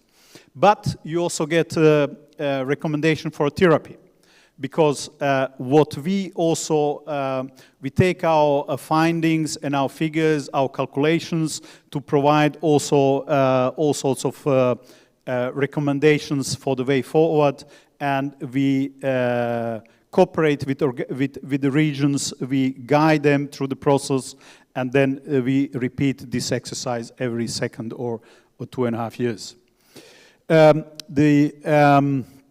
How to participate, those who are interested. Well, again, this is a pilot program for the bold ones, for the charismatic regions and leaders, probably not suitable for everyone. It's voluntary. Any region that is committed can participate, and the scheme is scheduled to start in 2024. The cost is about 30,000 euro per region, again, depending on the size of the region, how complex the situation is, but roughly that's the orientation, and it is on the basis of first come, first served. In the beginning, we can take only 7 regions. 7 places are available only. And the regions that want to participate, we also ask their commitment in the sense that once we make the contract, they need to make a prepayment of 10,000 euro. Well, I know that for some regions this might be quite expensive, but as I said, it's not really for everyone, and this is a fair price, although it sounds a bit high, maybe for some regions, because we also have to engage external services like low-flying planes are very costly, satellite images are very costly. For some of these calculations, we cooperate with Wageningen University. When you hire a senior expert from Wageningen University, it costs about 1,800 euro per day, so it's quite costly for us as well. Anyhow, to conclude, the last thing is, are we credible? Who we are and what does give us credibility to do this work? Well, Avalon Foundation was established in 1991. We've been in the organic arena for more than 3.5 decades. Our founder is an IFAM ambassador. Our board members are or were part of the IFAM International Board. One of our members was a president of IFAM for in 2 terms. Our members were also directors of the biggest ethical banks and green banks in the world, directors of IUCN, etc., etc. So we think that we have quite a credible group of people. Our organization has implemented more than 30 projects in 33 countries, mostly in Europe, but we did some work also in Asia and in Africa, and we have been supported by nearly 50 donors, almost exclusively public money. So we do think that we have expertise. Myself, I'm also in the organic sector for more than 30 years. I'm a first European with an MSc degree in organic farming, and was guest lecturer at British, Italian, Dutch, Bulgarian, and several other EU universities, including 12 years at Wageningen University. So basically, that's our story, and the last question is anyone interested? Including the people from, including friends from GOD and INER. We are, of course, open for cooperation. We don't pretend that our system is perfect. It's what Jostein said, when you do with the bioregion, it's a constant process. Jostein, it's a moving target. We are in contact, and we look also into the work, and we are open for suggestions for the improvement. We know for the work of Cesare, of Patricia, their work on social criteria, etc. Also younger colleagues, Giacomo, also Techon, etc. So we are open for cooperation, and we think that it's a great tool for giving more credibility and integrity to this initiative. Otherwise, if we have a hyperinflation of bioregions with no clear criteria, I think it will be a quite dangerous situation. Thank you. Thank you. Thank you, Darko. And the final contribution for our debate is from a young, very young member of the Young Organics Global Network, and the topic is Growing Together, Youth Engagement in Organic Food Systems. Ryan Bestre. Hello. Hi. Are you still there? Okay. Can I ask all of you to stand up and stretch a little bit with me? Is that all right? Yeah, of course it's all right. You have no choice. Okay, so when I give me a Y, so stretch your arms. Y. Okay. Give me an O. Okay, stretch those knees. Oh, okay. Give me a U. Give me a T. Give me an H. All right, what do you have? Youth, okay, we forgot how to spell. Yes, the youth. Thank you very much. Thank you for joining me. Where are the young people? Hands up. Young people in the room, put your hands up. Okay, yes, of course. You can be part of the young ones or the young once upon a time. And it's okay because we can stay youthful as long as we're part of the organic movement. Would you agree? Yes. So for today, I'll be sharing how to engage the youth, particularly the context of the Philippines and Asia. But let me begin by sharing a bit of background. So I'm from the northern part of the Philippines. I'm part of an indigenous group called the Cordillerans, people from the mountains. And as most indigenous people are more connected to the earth, I feel like this was the reason why I was able to develop this affinity towards nature. But then I grew up in the city. So I was not as connected to the earth as I wanted to. But I do remember when I was young, I would join my grandparents, go to their place, and help with farm work. So we would, dig the ground. And then right across, some kids, local kids, shouting from across the mountain, "They don't know what they're doing, ha ha." And they're right. We didn't know what we were doing. We were trying to help. But yeah, that's the sad thing about growing up in the city, right? You become disconnected. But then, in 2015, I got involved in the food and agriculture, ecological agriculture campaign of Greenpeace. And it opened my eyes to the organic world. So I met new friends and new family. And we also formed the advocacy group, #IamHampasLupa Ecological Agriculture Movement. So this is an interesting name because in the Philippines, Hampas Lupa has a negative connotation, referring to poor people and farmers. But it literally translates to hitting the land or tilling the land.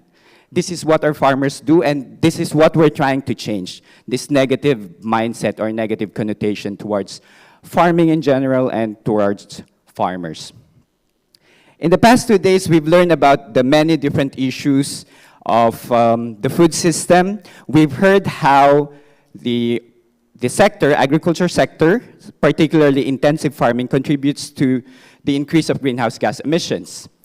But the sector is also affected by climate impacts. Because of climate change, we experience extreme typhoons, droughts affecting our farmers. The average age of farmers in the Philippines is 57. Globally, it's around 60. So it's happening everywhere. And these farmers themselves wouldn't want their children to be farmers because they don't see any future in it. And then in the health session yesterday, we heard how there's disconnect with our food. We don't really know where it is, where it comes from, how it is made. This is the kind of diet, unfortunately, at the moment, majority of us, I hope not those in this room, but a lot of, sometimes, right? Sometimes this is the kind of diet that we have. Fast food, processed food, It's bad for your health, it's bad for the environment. So these are the problems. But there's an opportunity. And it lies with the young people, the youth. The young people, this generation, are aware, they're very open, and they are very keen to contribute to the solution. And we try to capitalize on that. So as an organization, we go to schools, we conduct storytelling, we have cooking demos where we introduce recipes that use local produce. We also try to engage with local governments because it's about working with different sectors, right? It's not just one sector, it's all the different sectors. And when you say youth, young people usually associate them with being tech savvy. And so we take advantage of that. Particularly during the pandemic, we were able to organize several webinars on urban gardening. So we took advantage of the opportunity when people were stuck in their homes, you know, they're bored, they're not doing anything. So we wanted them to rediscover the land and to learn more about food, about growing food. And yeah, ecotourism, farm tours were mentioned several times earlier and yesterday. And I think this is a good opportunity to really expose yourself to the wonderful world of farming. And it's fun, it's not difficult. I mean, it is difficult, but it is fun, right? Oh wow, no one's agreeing with me. It's difficult, but it is fun, right? Yes, of course. And it's a good way to really learn more about the issues and appreciate more, you know, of our farmers, farming, and to understand the different connections. And there are several organizations within the Philippines doing the same thing, like Agrea. This is Sherry Antiliano. She says, or their organization is trying to make farming cool, smart, sexy, and humane. And these young people also contribute in their own ways. Reden is a content creator, so he creates videos about sustainable agriculture. In the Philippines, we offer technical training on organic agriculture, and Jaya at the middle, her family has an organic farm, and they actually conduct these technical trainings, and it's for free. Miles, over at the far end, is a teacher, and she integrates sustainable agriculture into her classes. And beyond the Philippines is a movement, right? In Asia and all over the world. Jennifer mentioned about these activities that IFOM Asia has, and it provided the chance for us to meet like-minded people where we build relationships, we learn from each other, we collaborate, and we support each other.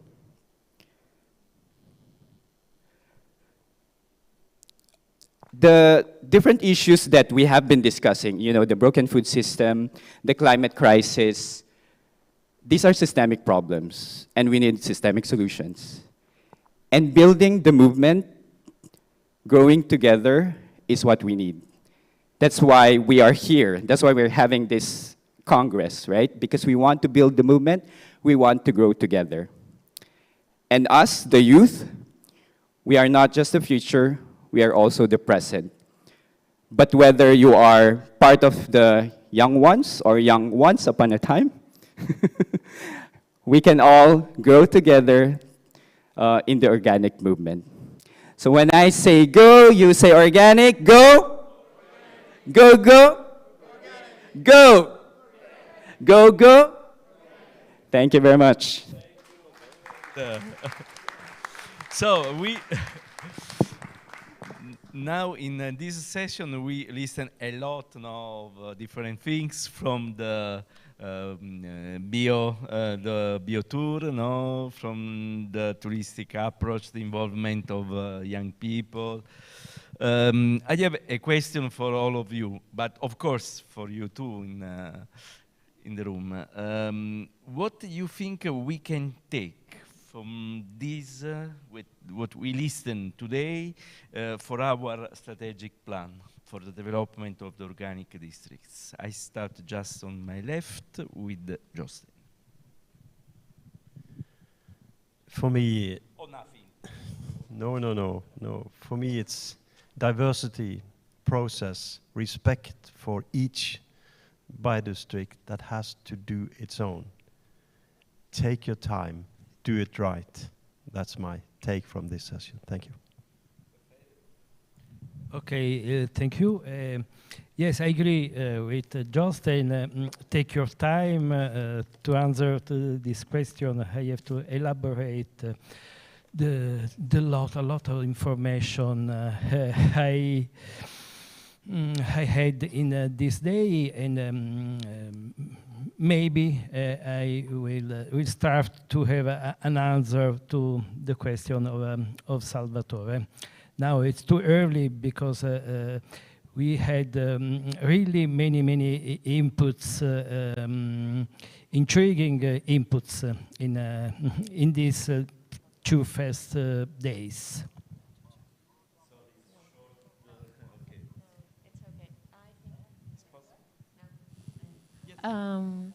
Well, just to add to what Jostein said, maybe fairness and inclusiveness.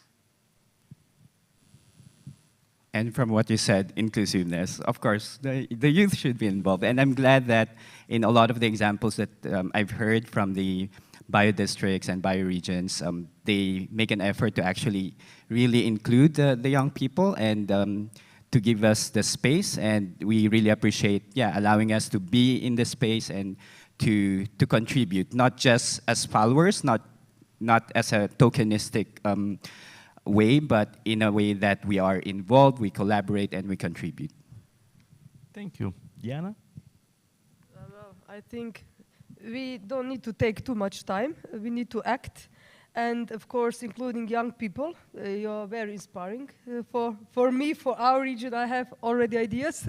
So I came here just to see what other friends are doing all around the world, to use some ideas and to make some networking with new friends and old. And that's, I think that the rest here in the hall can also do the same. Yeah, that is my suggestion.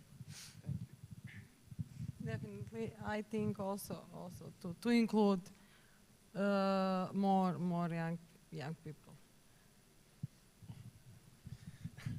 Go, biodistrict, go, go, go.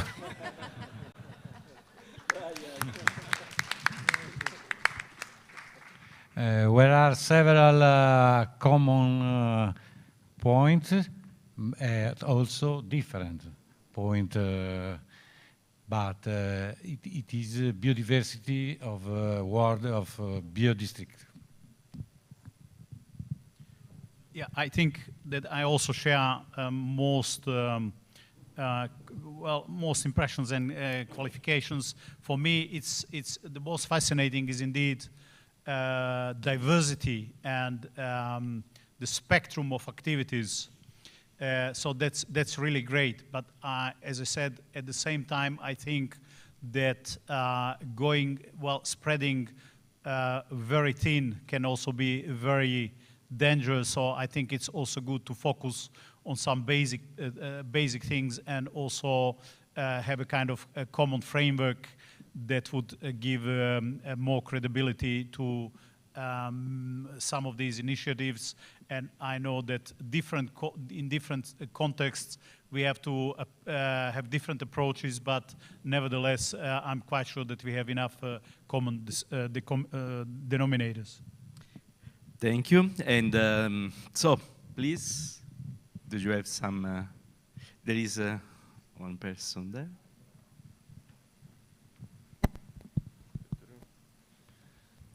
If we want to make more biodistricts, it means that we need more farms. If we need more farms, we need more farmers. So as you mentioned, the average age of farmers is just going higher and higher. So I think we need to make really big changes in the system, because constantly we are talking youth are the future. They are not the future. It's happening now. Like in 5 or 10 years, I think we will struggle a lot, because in 10 years, I think 80% of farmers who are old now, they will, I'd say, give up from farming. So it's really, really urgent to include youth in farming. When I said not only in farming, we need to attract youth in the villages, because you can't go alone in the village and do farming like, oh, it's beautiful, you are in the farm, you're living beautiful life. Yeah, it is beautiful life, but you need society. You need youth to talk with, to spend some time, to have friends there. So I think it's really important to attract people who doesn't work in agriculture. Maybe some of you likes to work remote. You take your computer, live in the village, and if you live in the village, then we have some critical mass, we have some friends, we have some community, and of course, if you work remote, you maybe don't have time for a garden, but I'm making vegetables for you, you're buying, so that's how we can make some movement, and as I mentioned, it's also, we can use TikTok. Hello, okay. Use some social media to make a village cool place for living. And I think we have to take advantage of things that are happening now. You can see much more youth, young people who wants to go to village, and they are willing to, how to say, it looks like they're saturated of life in the city, and they're easily go to village, which is, it was kind of impossible 5-10 years ago. So we have to take that advantage and to attract them to live in the village and to make a good place for living. Thank you. So, thank you. Yes, I totally agree. We have to create more attractive territories, but we have to communicate to the people what we are doing and in which way we can have more young people inside this territory. Jennifer, please. Okay, I just want to share you two, I suppose it's an example in South Korea. One is actually, there's a very large organic cooperative called Hansalim.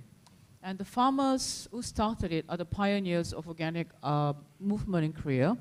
Most of them are 70s, 80s, right? So what they did was, they open up their farms, because you have to train the young people. Most of the young people don't have land. You know, to buy land in South Korea is like, wow, your parents have to be very rich. And if you're very rich, you don't want to farm, right? You're in the city.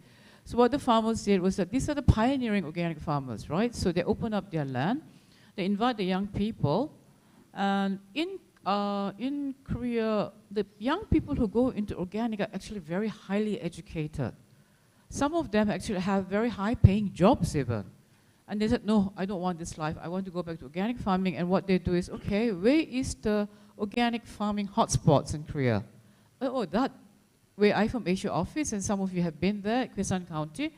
The farmers, they go there, and then they talk to the farmers. They say, okay, if you're interested, I open up my farm for you. You will train here. And then how the farmer earns an income is that you provide your farm produce to the cooperative. So you have this farmer, let's say Ryan comes and works with me. Okay, Ryan, I give you half of my share. So Ryan starts, learns organic, and he gets an income. And then the farmers thought, well, you know, I'm okay, I don't need that much to survive, right? So then Ryan takes over 70% of the farming, you see? But they are starting a trust system. Organic farmers, the pioneering group is actually, you know, teaching them, right? And then they have to learn, they have an income. The other one is also in a very organic farming area, there is an organic farm school. There was a teacher, and he was teaching all these young people, right? And then the young people graduate, it's like, where do we go? No, we don't have land. So he talked to the local government, and he talked to the farmers, right? Like, my graduates don't have land.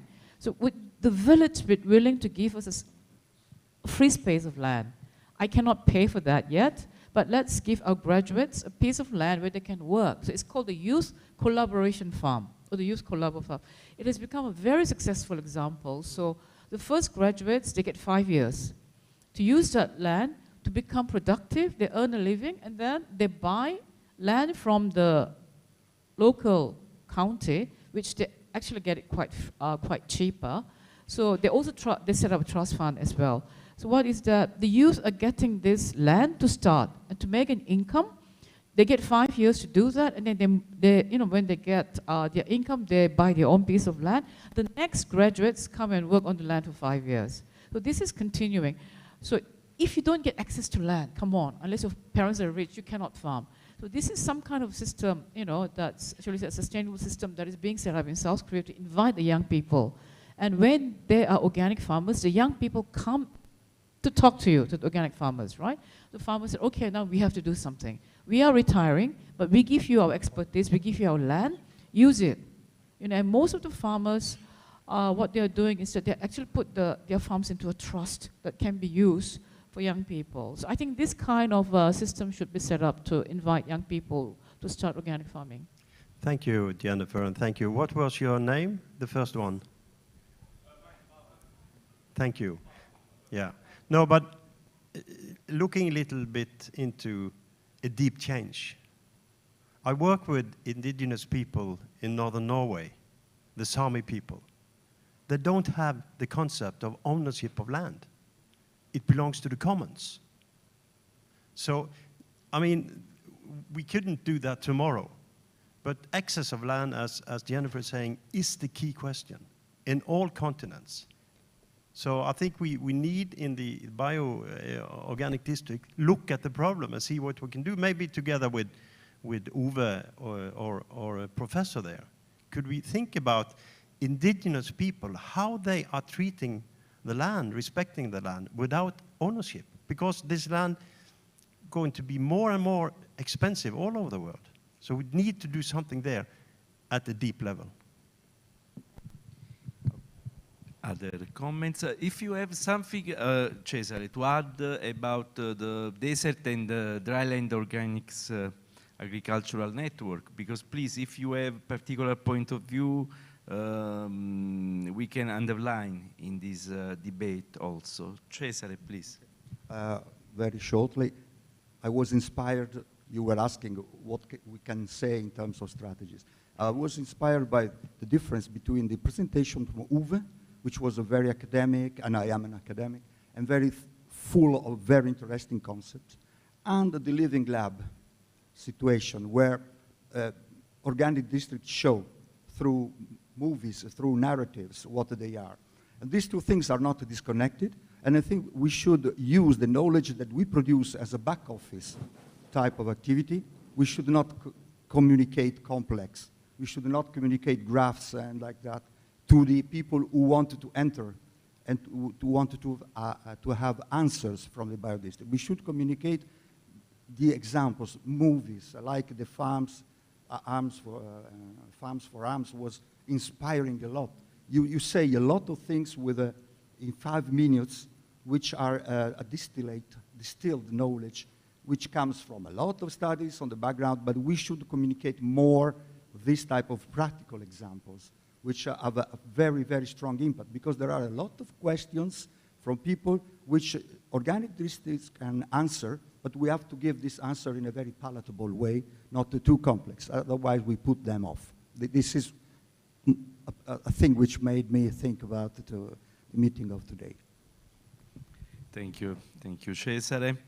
And really, I don't know if Jennifer or other people can try to give some idea in which way we can create this collaboration between, for example, the organic districts and the desert and the drylands organic agriculture network.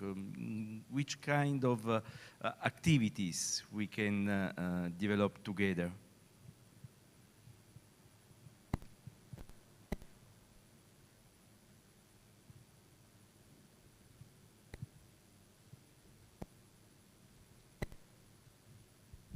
Okay, for Doan, I think when IFAM Asia started the drylands, desert drylands organic agriculture network, well, the areas are very dry, as you can see from the case of Shangmu, right? And we wanted to concentrate, we wanted to emphasize that animals are needed in organic agriculture. Let's not blame the animals for climate change, right? Actually, you know, animals can even help combat climate change, as we can see in the case of Shangmu. So I think he's not here, but Amber was pointing out that Sardinia is also very dry. They can also be part of Doan, because we only concentrated, the example was the desert, but there are so many dry areas. And when we invited people to our first conference, we had people from all the continents, right? So Juan Pablo came, we had Khalid Sassi from Tunisia, and you know, we just realized that dry areas are everywhere, in fact. So but we never actually concentrated on organic farming being alternative to fighting desertification, right? So we also want to bring that concept into organic agriculture, and we need animals for organic agriculture. That's what we wanted to emphasize. So the next challenge is that to create the organic district in a desert area, because we have a lot of good organic territories, for example, in Tunisia, no? Also in Oasis, and we can have some good pilot experience of organic district in dryland of desert area. Since I have the mic, I have to tell you that when I work with local governments, right, the concept of organic districts, they love it, you know, because it's holistic, it's multi-stakeholder involvement, and it's just not just working with the farmers or just working with the researchers, right? It's entire community involvement, you know, it's schools, hotels, local governments, right? So that's, I think, the beauty of it. It's very inclusive. Thank you. Great. So today, I think it's all, but now we can enjoy the Feira Rayana. But remember that tomorrow we have a very interesting session coordinated by Professor Cesare Zanasi that is different as moderator. I think is very serious. The very last comment from Samia Mamer from Tunisia. Yeah. Just to say that to what Jennifer said, for our example in Tunisia, for the 5th bioterritories, there are 5 bioterritories which are different. Each one represents a climatic area from Tunisia. And after this, we took another project who has to define and to analyze these bioterritories with climate change and their reaction with climate change, how this model could give us the solution for impact in climate change. So when we take example of bioterritories, we need to have all this output in our mind to put it in place. It isn't just to have bioterritories. We have to see what could be the result, what we have to do to be sure that these bioterritories will be sustainable and will exist until 100 years, not only 10 years, as it was said. So we have to think about that when we are going to bioterritories. Now, as you said, there is many bioterritories in the world who are coming, but we have to be sure that they will be here in the future and they will be sustainable. So it is very important. Thank you. Thank you very much. The last communication. We have here. There is another one. Thank you. As you say, Salvatore, which activities we promote to increase the biodistrict, I guess, for the Latin America. I was really inspired about the participation of authorities like the mayors in here. I think maybe in the Latin American context, we can work on that to involve more the politicians and the authorities to have these spaces, so they get to know the role in improve the organic production, and also the leadership.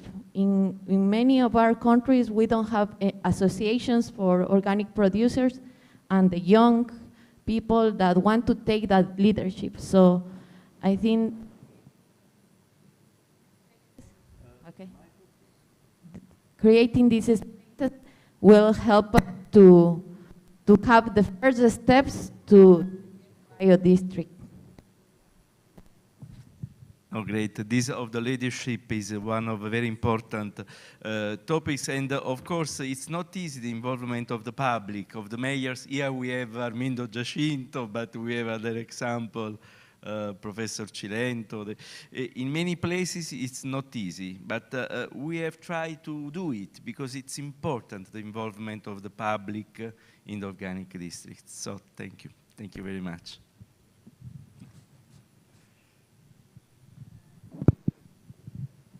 Então, eu gostaria de deixar aqui duas indicações. À semelhança do dia de ontem, à saída para recolherem as vossas senhas de refeição. E quem tem os auriculares de tradução, é favor entregarem agora no final. Obrigada e até amanhã.